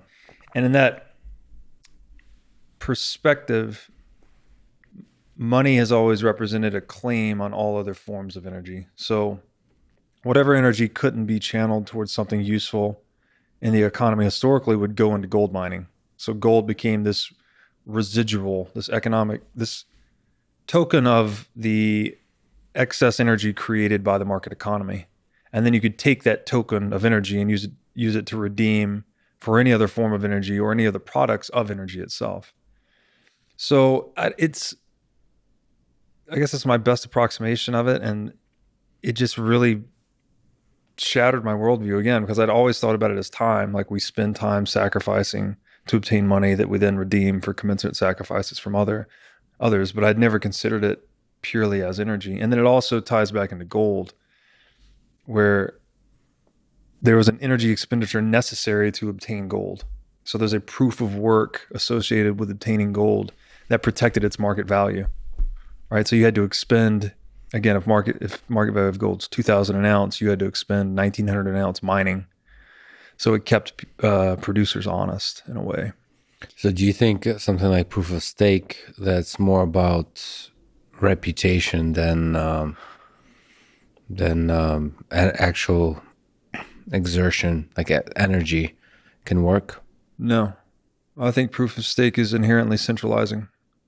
It's like the old Matthew principle: from those who have to those who have, more will be given. From those who have not, everything will be taken. That's what proof of stake is. You need proof of work to embody skin in the game in the marketplace, such that contributions are commensurate with consideration received. That's how systems work. What's the idea why proof of work might incentivize decentralization? Like, do you worry that as Bitcoin becomes more powerful, it may become again more centralized? Well, the decentralization of Bitcoin is largely driven by the nodes, actually, which aren't actually mining. They're just choosing which rule set to implement. And then the mining network is actually enforcing that rule set. So I think the mining network is inherently decentralized in that really anyone with access to cheap energy can become a miner. You can freely enter or exit the market or the network at any time.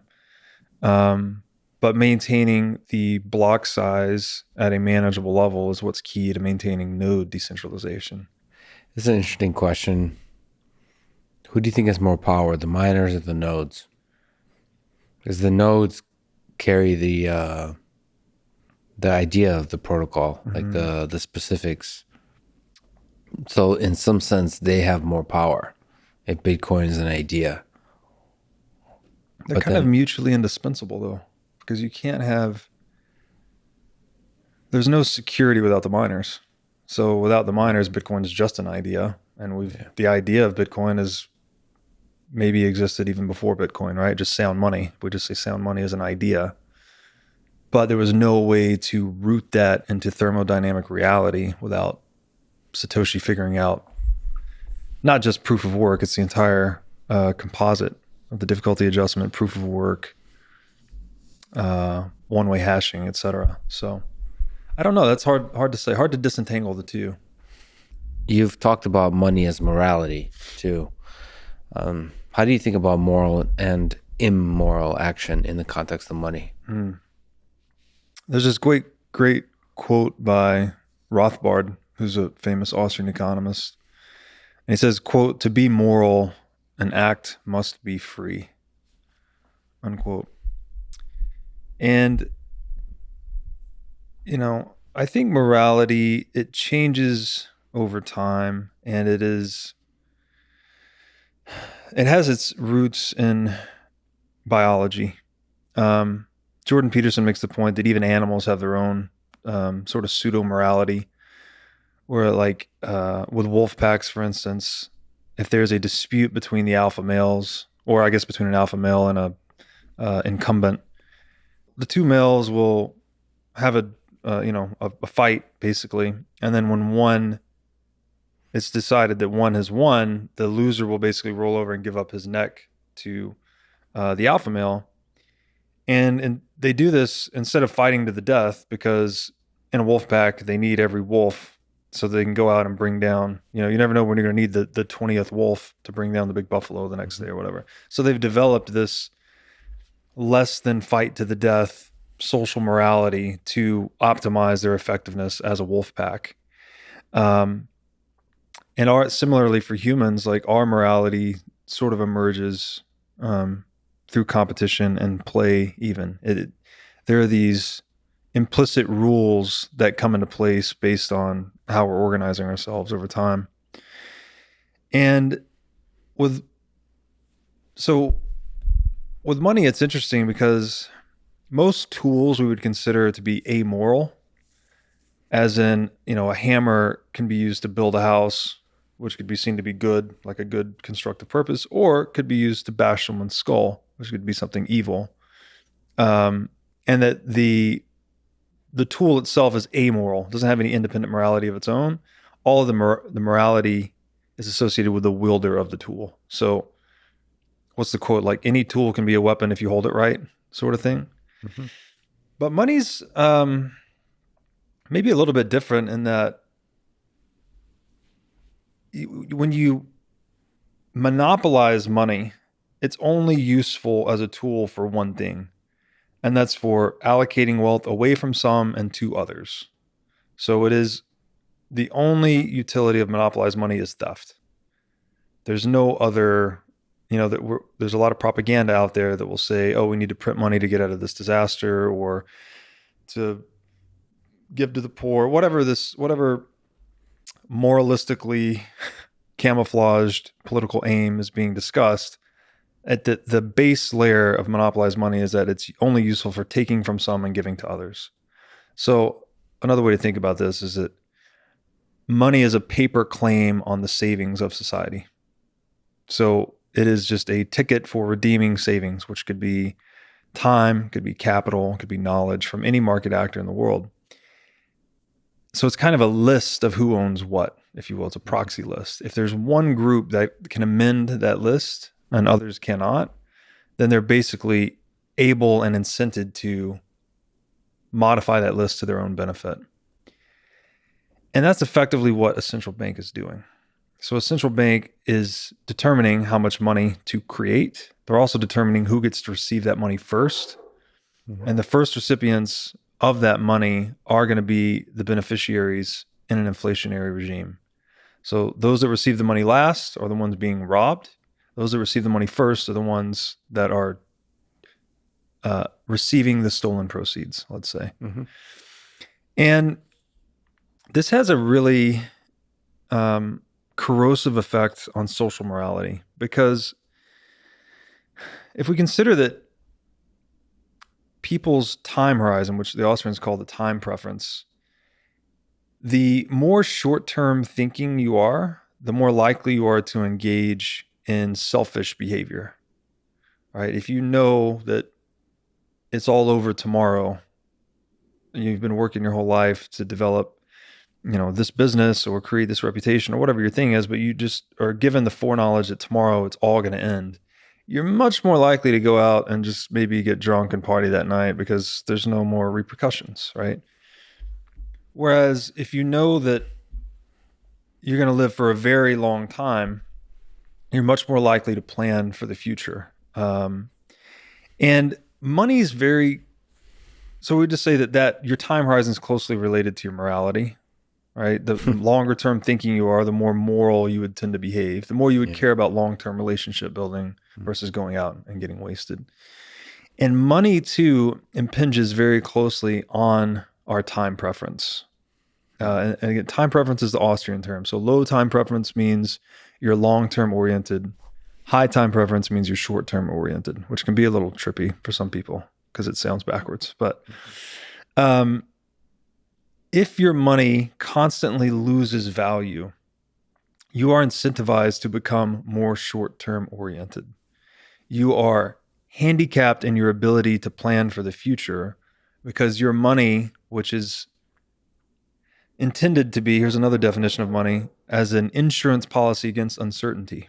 So no matter what problems you encounter in the world, this money will best help you deal with those problems. Mm-hmm. When that insurance policy against uncertainty is injected with uncertainty, it's polluted with the uncertainty of inflation, your time horizon shrinks, your ability to plan long-term shrinks. And this impinges on social morality. So There's a great book on this called Honest Money by Gary North. And in that book, he gives the parable of the winemaker. And the winemaker, if we just imagine a hypothetical winemaker operating a business in a centrally banked economy, and let's say his central bank just doubled the money supply to quote unquote save the economy. Say it increased the money supply from $1 to $2 trillion. This winemaker that's accustomed to selling wine at $20 a bottle is now faced with basically three choices. And an important point here too, before we get into his three choices, are what prices are themselves. Prices are the most visible aspect of any service. So when you increase prices, you are incentivizing your customers to look elsewhere. Mm-hmm. They're going to look at your competition. When you decrease prices, you're incentivizing market actors to look closer at your product, right? You're delivering a solution at a lower price. So this winemaker that's accustomed to selling his wine at a $20 price point, all of a sudden, because of his central bank has tripled the money supply, he has three choices. He can either keep selling his bottle at $20 and all of his inputs will increase due to inflation by 50%. So he will lose 50% of his profit margin as a result. So he can choose to eat that loss. He can choose to double the selling price of his bottle of wine from $20 to $40 because all of the price of his inputs doubled. So then he would maintain his profit margin. Or the third one is that he could choose to water down his wine or use inferior ingredients. So he could use cheaper inputs and maintain the output at the same price. So he could basically start selling his customers an inferior product for the same price to preserve his profit margin. Now, again, case number one is not very palatable. He doesn't want to eat the economic loss. Case number two is not very good either because he's then incentivizing all of his customers to go shop other winemakers if he doubles his price. So human nature being what it is, trying to get something for nothing, inflation actually seeps into other industries by encouraging producers into option three, which is to deceive your customer in the short run. And again, this would be done initially at the margins. Maybe it's just a few drops of water. Maybe it's just some cheaper grapes. But over time, this inflation is actually inducing producers to weigh their financial well-being against their moral integrity. So it's forcing them into this dilemma that would not exist in a free market economy. And as they charge more money for wine that is inferior, the buyers of that wine, also living in a central banked economy, are also getting scammed by not only the inflation, but also the wine. So it becomes this kind of corrosive, contagious moral effect that propagates throughout an economy. And that's why I've argued in a lot of my writing that inflation is this infectious moral cancer on the world. I think it is tied back to a lot of the social strangeness we've seen in modern times, where, there seems to be a lot of fake people and a lot of fake businesses and a lot of scams, all of these things. I think it really is rooted in the money. And, Bitcoin, as the first money in history that has a 0% terminal inflation rate, or said differently, zero unexpected inflation. There's no theft integrated into Bitcoin. You can only earn it through work or sacrificing resources to obtain it. It is the antidote to this moral cancer that inflation riddles our society with. Again, you're blowing my mind a little bit to think about the ripple effects of inflation, the way it seeps through our interactions. So at the early ripples is the effect it has on the products, on the dilution of the wine. But also it might have ripple effects on the character, on the behavior of people. Mm-hmm. That's interesting. Artificial creation of scarcity, creating, having effects on society at the social fabric. Yeah. And I guess you're arguing the morality.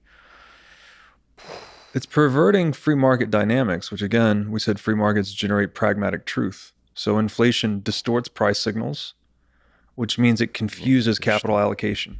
Yeah. So we're trying to solve problems, but all of a sudden we can't tell if this price increase is a matter of true supply and demand change or a matter of policy change. So it clouds our economic perceptions. It suppresses innovation because now you've exacerbated the boom and bust business cycle. People are going to overborrow and go into projects that they can't profitably sustain. So then there'll be a huge collapse. So that actually breaks the market's function of generating innovation. And then, yeah, I would argue too that it pollutes our pursuit of virtue, let's say. Maybe it's pushing back, but I don't think so. It's not as clear to me, perhaps because I haven't thought about it deeply, that money is core to life and human interaction. Because there might be other forces, other fraudulent forces, other things in human nature that are creating these effects as well. So it's clear, I think you're articulating really well, that there's these negative effects from inflation. I wonder if there's other not undiscovered, but ones we're not making explicit now, forces that are creating all the things we're seeing now with, like you said, cancel culture and all those things, but also the negative effects on the quality of products and the excellence of the creativity and the innovation, all those kinds of things. I wonder if there's other factors. It's kind of, it's compelling to think money's at the core of it all.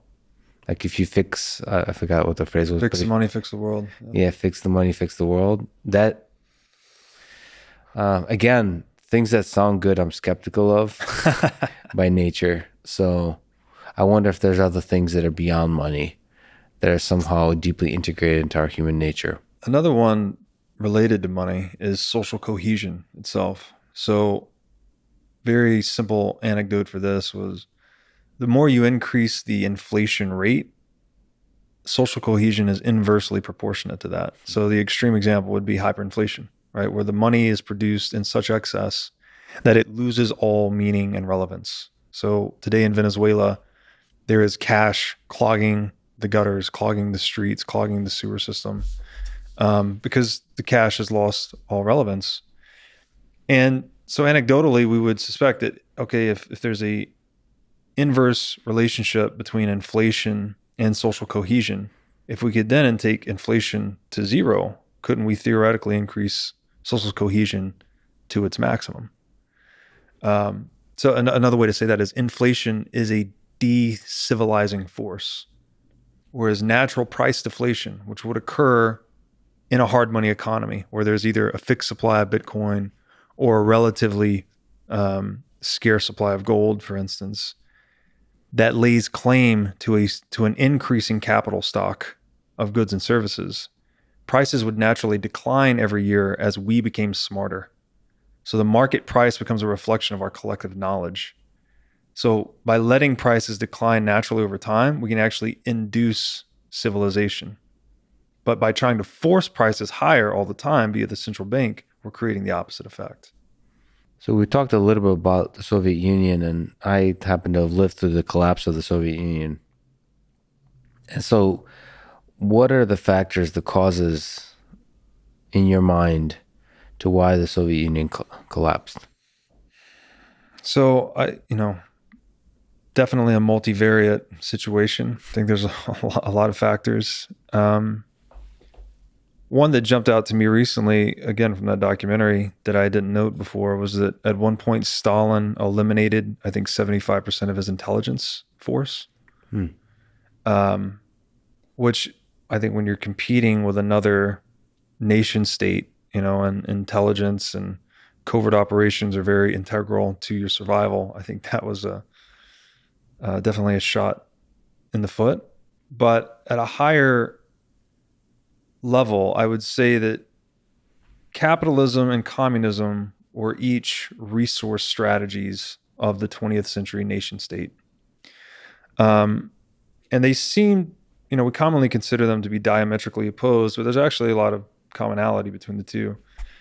The difference would be that in Soviet Russia, as we alluded to earlier, they tried to completely replace price signals with this nationalistic faith and devotion. So they removed the economic nerve signal, which coordinated the allocation of capital over time. So this inhibited their ability to generate wealth. Whereas in the United States, we left most markets open to free enterprise. So we honored the integrity of price signals, and we allowed people to trade and accumulate wealth.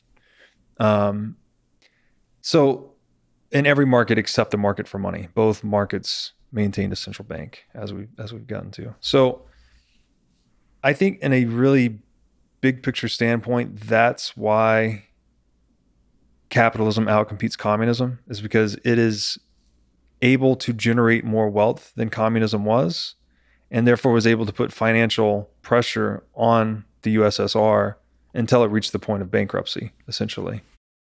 A similar model, I would argue, is that for the same reasons we saw capitalism outcompete communism, which I think at the data that I recall was that the USSR's economy was valued at close to 1/3 of its inputs. So if you just didn't do anything inside the USSR and just sold all the raw materials that were going into it, it would have been worth 3 times as much as sending the materials in, running it through the efforts, and then shipping things back out. It was value destructive versus value creative. And I would argue this is because, again, the centralized computing model versus decentralized computing model, it just became more and more corrupt over time. It got to the point where I think most of the occupations in USSR towards the end were as informants, right? They were working for the state. Jordan Peterson makes this point too, that at some point it was actually illegal to be sad in Soviet Russia, because if you were sad, you were contradicting the utopian view of the state. So if you were sad, you're implying the state's not doing something wrong. But by the way, this does remind me, what do you know what Jordan Peterson thinks about Bitcoin and about the future impact of Bitcoin on the society? No, I don't, actually. We're hopefully going to be talking to him soon about that. We did a book club on his book Maps of Meaning, and he engaged with us about it. So we're hoping to deliver the orange pill to Mr. Peterson. The orange pill. I think his audience is one of the most important audiences in the world to understand Bitcoin. These people that are conscientious and responsible.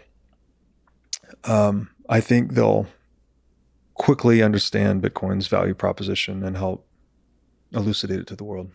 I'm trying to remember what he said about it. Basically, I think his support of Bitcoin is grounded in the kind of people who are opposing Bitcoin. So without understanding Bitcoin, he starts to like Bitcoin because of the people who are opposing it. You start to, I mean, that's partially why I am interested in Bitcoin. It's like all the people in power and all the kind of shady, fraudulent, non-genuine people who are dismissing Bitcoin are making me think, One of Jordan's definitions of God is, he says, God is found in the truthful speech that rectifies pathological hierarchies. And I think that is a beautiful definition of what Bitcoin is doing in the world, and that we have this pathological hierarchy called central banking, by which the rich get richer and the poor get poorer, that is used as a mechanism for perpetual theft and funding warfare at a global scale. Like Ron Paul said, it's no coincidence that the 20th century of total war was also the century of central banking. When you have an institution of currency counterfeiting, which the central bank is, you are no longer bounded by your own balance sheet when you go to war. You don't have to just go to war on your own resources. You can now pillage the Commonwealth and pilfer the savings of society as a whole before you go bankrupt. And indeed, this is what Hitler did, right? Hitler hyperinflated in the Weimar Republic to fund his war efforts. And frankly, every dictator, every world war, every internment camp in history was made possible by the weaponization of money in fiat currency. So I know Jordan Peterson is a huge proponent of free speech. And I think that's ultimately at its deepest essence, that's what Bitcoin really is, right? It is just the purest form of monetary speech we've ever had. And by purifying that primary operating system of human action, I think we can eliminate this pathological hierarchy that is unfortunately the dominant institution in the world today. Yeah, I'm definitely, especially with these explorations of Bitcoin, this journey I've been on, I'll revisit some of the aspects of human history that I've been looking at, like Stalin and Hitler, with from a perspective of a monetary perspective. Like, what are the effects of inflation? How was it used as a tool in gaining power, in maintaining power, in manipulating the populace, in doing in inflicting suffering and I would say evil onto the world. It's interesting. It's interesting. I'm gonna have to sort of go back into the whole. So I tend to focus more on the human nature and less about the tools that human nature leverages to affect change. But you're right that in some sense, money is a tool which can be effectively used to perform moral and immoral actions depending on how it's used. And there's a feedback between the two, right? There's specifically with money itself, it's the incentive. Here's the way I've been posing it lately, is that I actually think we typically think of people as good or bad, or we're, again, trying to label people all the time. But I think people and their characters are emergent properties of the incentive structures they inhabit. Yeah.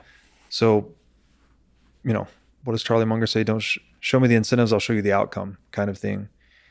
This is a flawed incentive structure we've been operating within. Now, I'm not speaking to the intention. People want to argue with me all the time, like, Jerome Powell's not a bad guy. He's doing his best at the central bank. He's doing what he thinks is right. That's fine.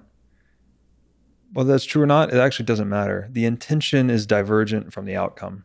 The institution that they are running is premised on deception and theft, and it is handicapping the productive economy. So when even the terms we use, printing money, you're not creating any new value. You're not infusing the economy with any new productive factors whatsoever. You're just harvesting the economic surplus created by entrepreneurs in the marketplace. It's impossible to add any value to an economy by increasing the paper claims on its savings. So there's a feedback loop between man and tool, between creator and created. And I think we have to honor the relationship above either one, right? Trying to put the right people in the system or just build the right system. We need both. Do you think the interesting question of whether the people that are in control of central banks or in positions of power there, if they themselves are malevolent, if they themselves are bad actors, or they're simply like leaves floating along the river, sort of just a cog in the machine, an ant in an ant colony that operates in a certain kind of way? Like, where do you put the blame? Do you put the blame on the way things are operating onto the individuals or onto the system itself, the idea behind the system? And is it useful to place the blame somewhere? Because for me, it might be useful to understand that in order to figure out what the solution is. I tend to not put the blame on the individual. Like, I tend to believe most people are good and want to see themselves as good. And so in that case, it's very difficult to be truly malevolent as you would need to be to control, to gain centralized power at the large scale. But I know a lot of conspiracy theorists and just a lot of people think that there is evil humans in the world that seek power, maintain that power, and then use that power for bad purposes. I think they're just people. And they're just trying to get something for nothing, like all of us do. I like this framework of thought that you have. Yeah. Honestly, yeah. And that's what the central bank is the ultimate institution to get something for nothing. You get a perpetual income stream, the ability to acquire more and more territory in the world through monopolizing the supply of money.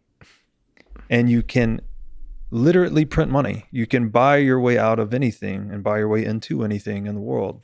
So it is, I think, not say the most, but a group of very intelligent people put this thing together and figured out how to get something for nothing in perpetuity, by clouding people's conception of money. And, if we look at the central bank, it's been around for a while, but the latest implementation here in the US is the Fed. It's about 100 years old. It's an analog age institution that I think has lost a lot of its relevance in the modern age. And I don't think it will survive the ever galvanizing gaze of the digital age. There's just too much sunlight, too much transparency today. Ideas move too quickly for something like this to remain relevant. But they are just people. They are just seeking something for nothing. But I think when you concentrate that much power and that much control, that much wealth into the hands of few, it does change.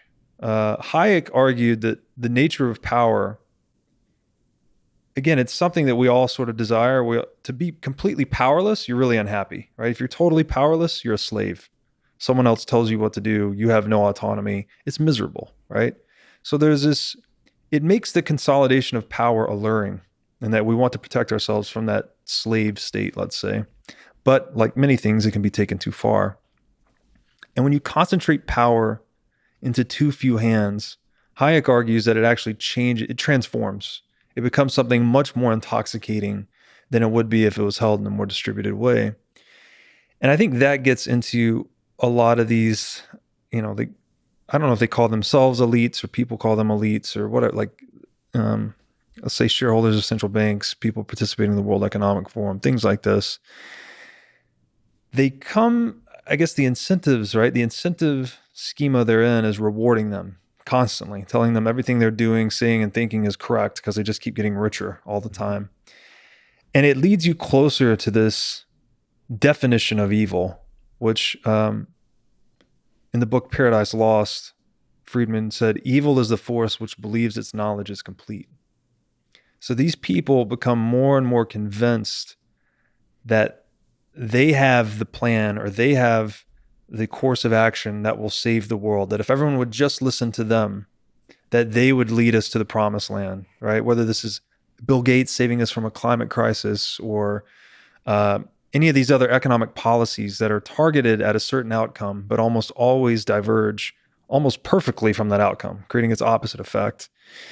I think that's the problem, that we have this mechanism that can concentrate wealth and power into the hands of so few, that it leads to the proliferation of evil, meaning that it convinces people that their knowledge is complete. Whereas something like a Bitcoin almost forces the opposite outcome.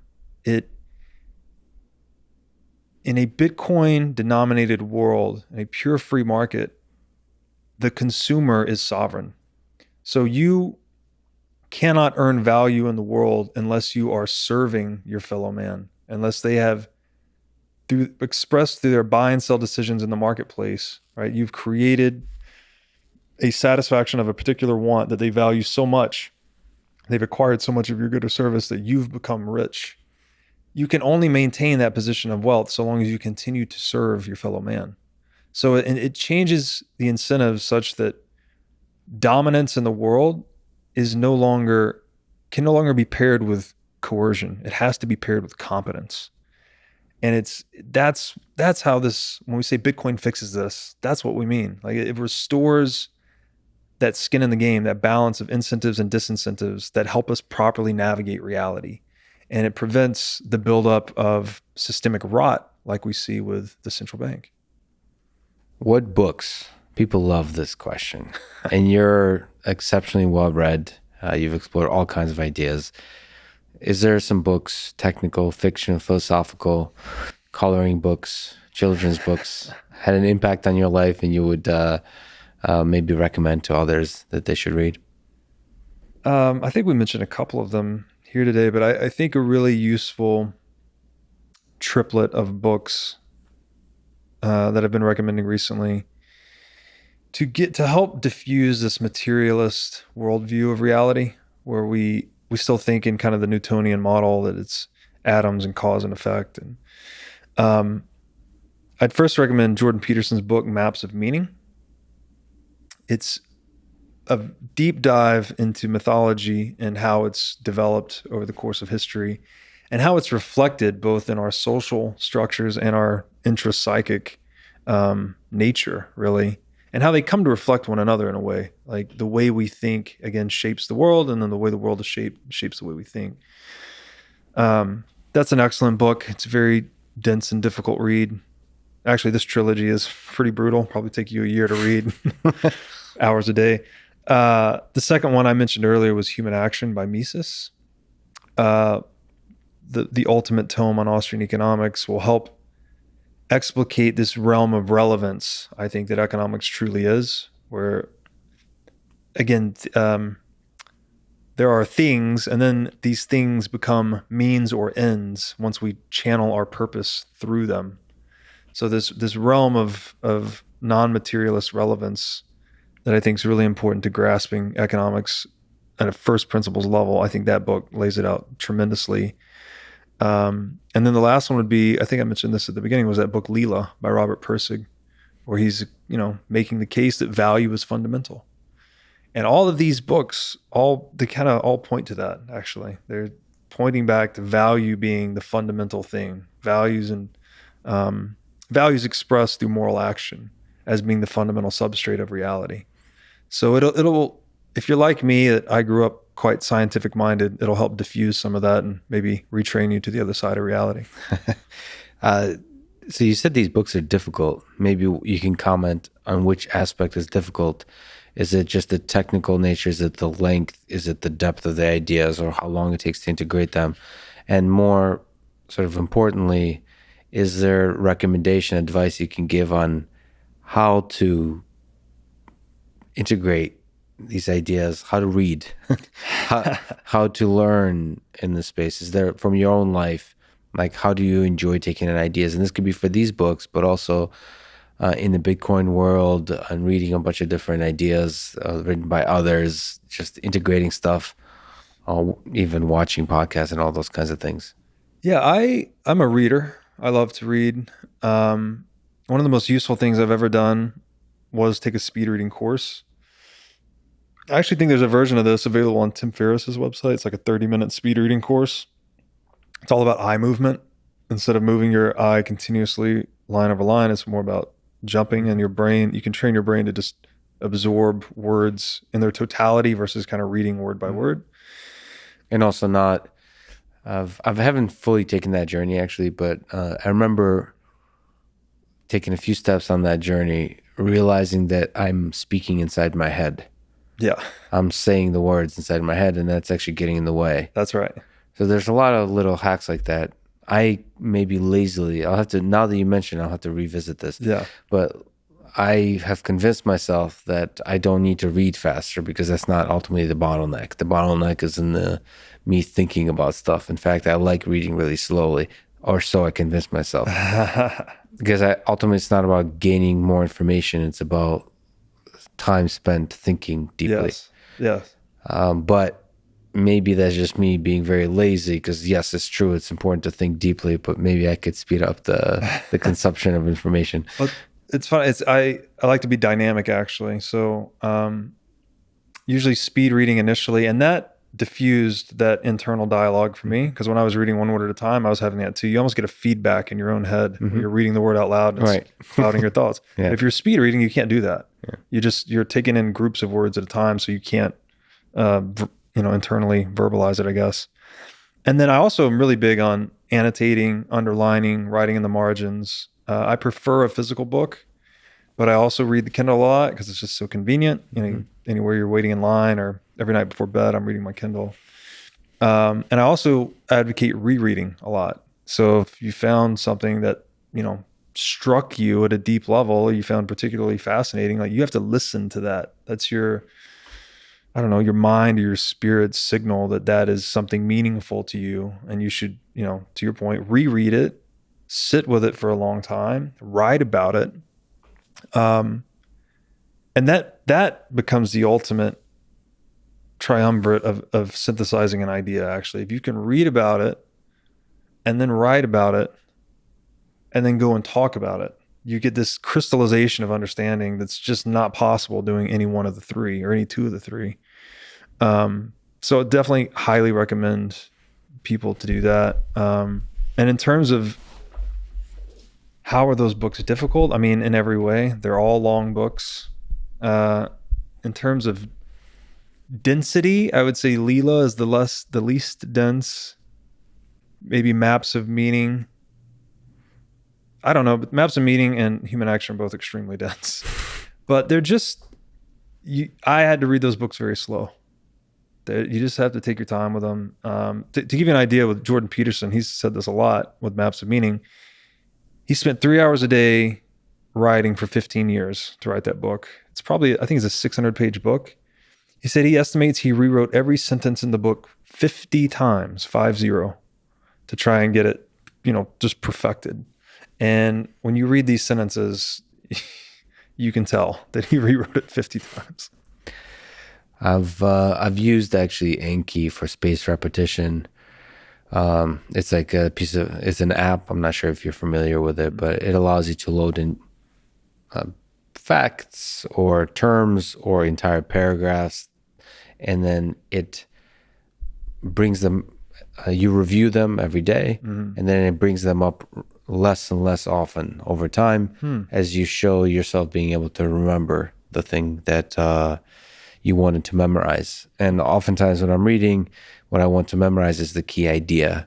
But also, like, I use it for, I'm terrible with names, so I'm started to use it for names too, of names of people, names of like people that I want to remember. Yeah. And also throughout history and also in my own personal life, but also events.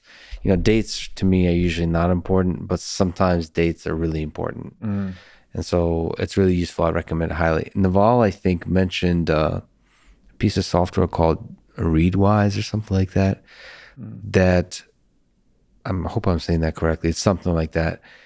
And what it does is it goes to your highlights from your Kindle or the various places where you highlight stuff that integrates with Goodreads.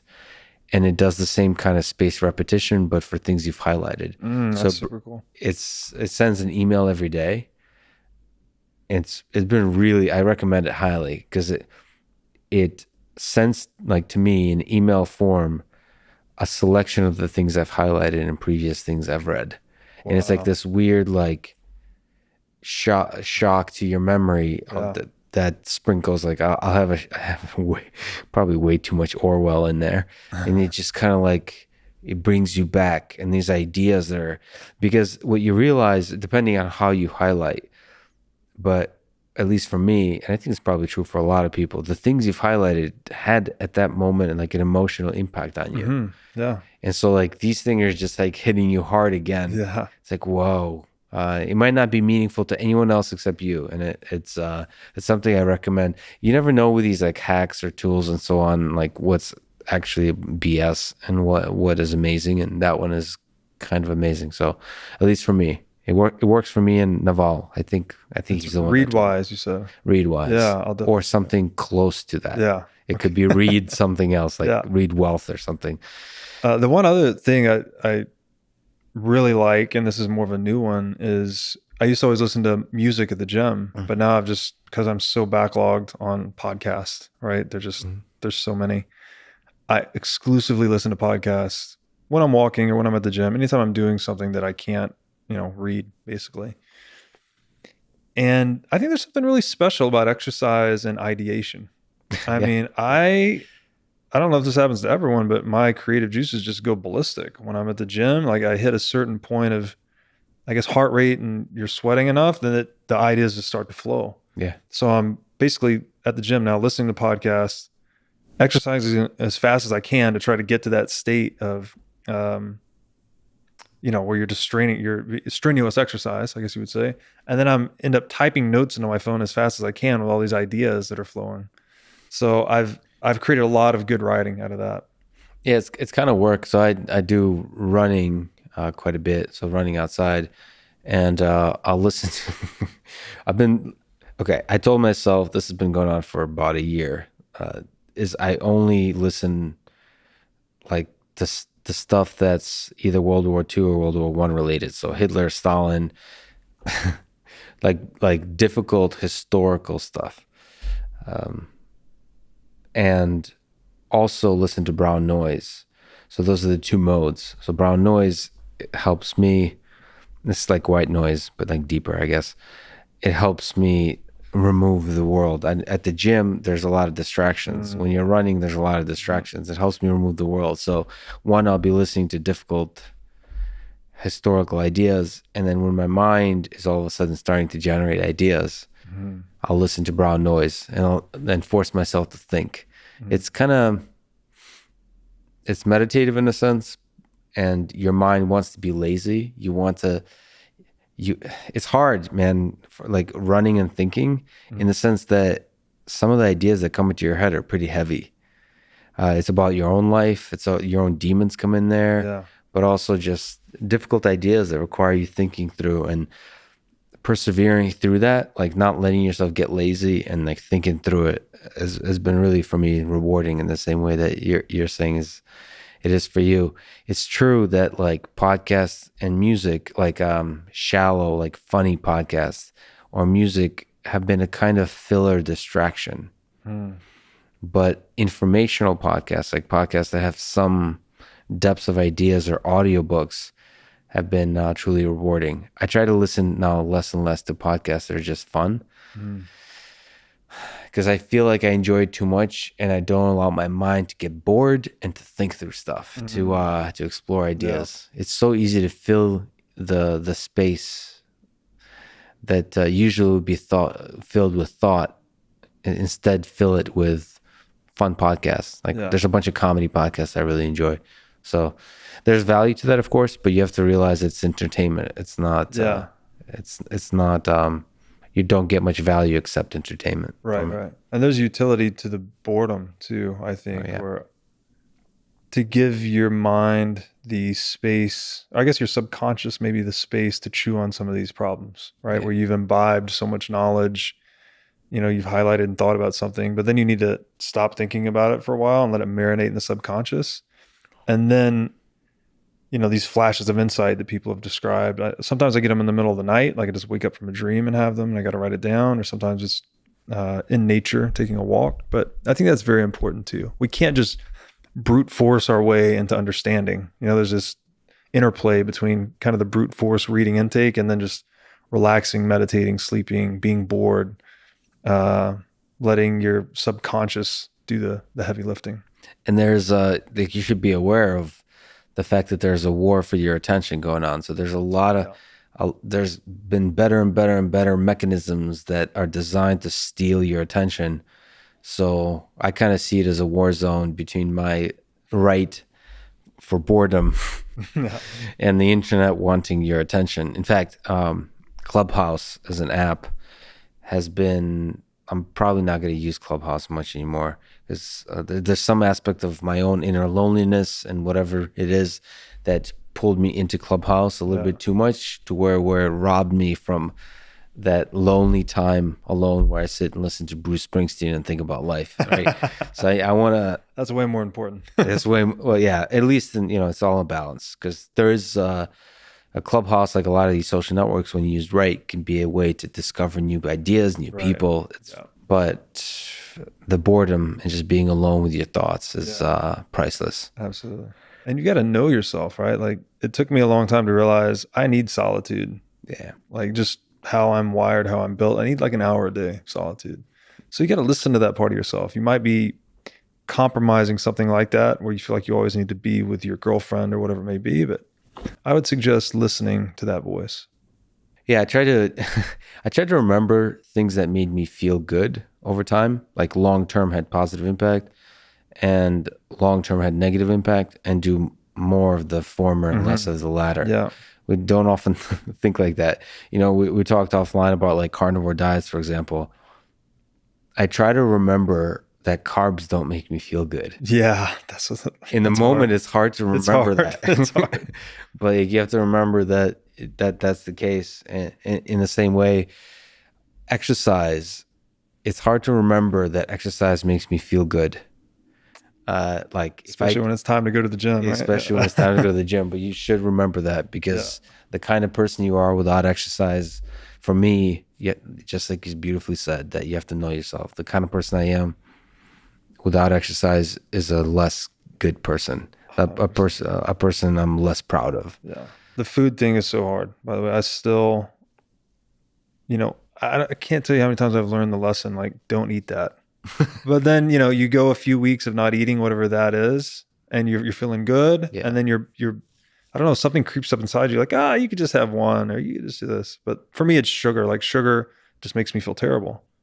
But not always, but if it's been a long time, I start to make that exception in my mind. Like, you can have a little bit. Yeah. And then I eat it and I feel terrible. So I don't know how many times I've done that dance, but it's not cool. Well, it depends on how painful it is, and then you learn the lesson. I actually embraced the fact that I'll never learn the lesson with vodka. Every time I drink, especially with Russians, it's like I quit drinking every time, and then I forget. There's like a slow drop off. It'll be like 2 weeks, and then Na zdrowie. Very good. So it never makes me feel good. It never results in anything good. Except the beautiful social chaos, which is ultimately somehow, there's value to chaos too. Yes. There's value to that. Whatever the hell stupid stuff you do when you get trashed, the over the top emotion of love usually, or whatever, camaraderie. There's value to that too. Like, as I get older, I realize, because the world. Sometimes, especially when you get older and the world wants you to be an adult, in order to maintain the youthful spirit, you have to use all the tools you can. Yeah. And alcohol is one of them. Right. To do all the stupid shit you can, even if you're like getting older. To lower the inhibitions and again, it's that taste of uncertainty that is the sweetness of life, right? To be able to go out and be a flaneur at a party and not really know what you're going to do. And we have this draw to the wild side of life. As much as we try and build up order around ourselves, I think there's always going to be an appetite for that. Most of my life, I've always been a social drinker, but I actually gave up alcohol a year ago. And I would add that to the idea, the repertoire for dealing with bigger ideas, because alcohol's fun. It's amazing, good times. It can be analgesic. It can do it can give you all these benefits if you use in the right amounts. But I got to the point personally where I was trying to wrestle with these ideas that are just so much bigger than me, and I have this backlog of books that was growing faster than I could read them, that I just reached a point where I decided I wanted to start making sacrifices toward attaining that. And alcohol was just an easy one. You spend, even if you just drink socially on the weekends, you're probably spending 5 to 10 hours drinking, and then maybe another 5 to 10 hours recovering, perhaps on the day after. So it was a difficult transition initially, but once you get through a couple of months, I feel amazing without it. I sleep better than ever. My workouts are better than ever. I'm sharper than ever. I'm more lucid. So I'm not trying to be a proponent for not drinking, but I just want to say. But you're a proponent for sacrifice. I am a big proponent for sacrifice, yes. Is there advice you would give to a young person today, curious about Bitcoin, curious about how they succeed in the world, or both career-wise and just in life in general? I mean, the strongest piece of advice I have this is beyond just Bitcoin. This is you managing your own personal and financial affairs, is that you need to invest in knowledge first. It's not good enough to just follow the crowd and buy a 60-40 portfolio and put it in a Roth IRA and plan on Social Security. I mean, the world's changing much faster than any existing institution is going to be able to keep up with. So that's why that's why I named the show the question, what is money? I think that, to me, is the rabbit that took me down the rabbit hole. Is just asking that question naturally progressed to these other questions, like what is value? What is government? What is What is the Speech. purpose of society, speech, all of these things. So I would encourage people to arm yourself with knowledge and study. And like that a lot of financial people always give you, a line of advice and then say, this is not financial advice. Or like, this is financial advice. Like study, Yeah. study, learn. Knowledge is power. Yeah. This is official financial advice. Yes. And you're exercising your divine trait, which is the logos, right? That we are these animals that can tell and believe stories. So it feels like almost a sacred duty to really sharpen that part of ourselves, and use it to create the best world possible. And then, the second one was I think health and fitness stuff. Maybe everyone does this in their 20s. They just live a little fast and beat themselves up. Not that I wasn't, like, I was living well and, successful by a lot of measures, but I wish I had maybe gotten my act together a little bit sooner. I just think health-wise, morality-wise, yeah, financially. drinking, I think morality and eating, I just was kind of doing whatever I wanted in some ways, let's say. Is there a value to a trajectory that includes a lot of mistakes? So maybe you're supposed to make the mistakes in your 20s. That's a great point too. Maybe the 20s are all about the mistakes. Accumulate the most mistakes possible. Yeah, I don't as quickly as possible. I don't regret any of it, but now that I'm kind of in this place where I feel good and I know the value of a good night's sleep, and just I've more deeply explored my own potential, that I feel maybe a little regretful that I didn't do this earlier, is all I'm saying. So maybe just exploring different sides of yourself, right? See what it's like to go and make a bunch of mistakes and be wild and crazy, and then maybe try to walk the straight and narrow for a few months and just see what it's like. So there's probably a guy doing vodka shots right now, listening to this podcast with his buddies, and they, if you are, please take a shot for us for all the mistakes you should make in your 20s. And what about love? We talked about money is ultimately a mechanism by which you can pave a moral path through life. To me, one of the purest expressions of that is love, broadly defined, for family, for others, for knowledge, for the world. It's basically an optimistic, open view to the world that embraces all that is beautiful about this world. So, do you think about love often in a personal sense, romantic, family, friendship, and in the broad sense, about its value in a successful life? Yeah, of course. I'm blessed to have a 2.5-year-old daughter, and love is a word we throw around. I love these potato chips. I love you, man. I love you, my daughter. It's got so many different intensities, I guess you might say. But I don't know. My intuition is that it is something very fundamental to the universe. Like, again, I know words don't do it justice, but if we just proxy love with selfless action, the whole damn universe is selflessly acting, right? It's just unfolding. And it may sound a bit hippy dippy, but my intuition is just that love is the core of it somehow. I don't have anything to back that up, really. It's just in the way you're framing it, it's making me think that love, we talked about sort of meditation, is,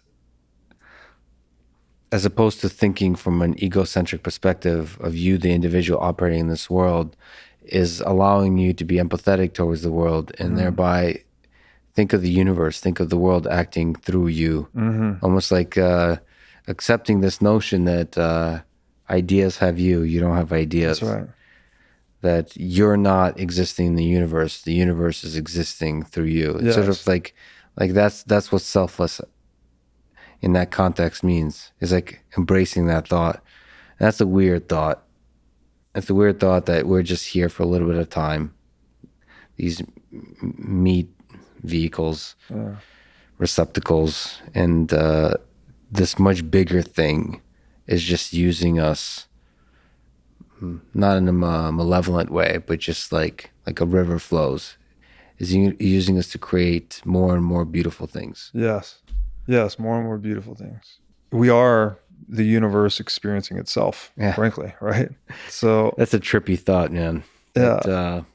That in some sense the universe created us to experience itself. And we are one of the highest forms of beauty that nature has created, right? If we just think one of the most complex and adaptive thing, we're a reflection of nature. And another thing that comes to mind here is that Dalio has this quote where he says, truth, or more accurately, an accurate depiction of reality is necessary for any good outcome.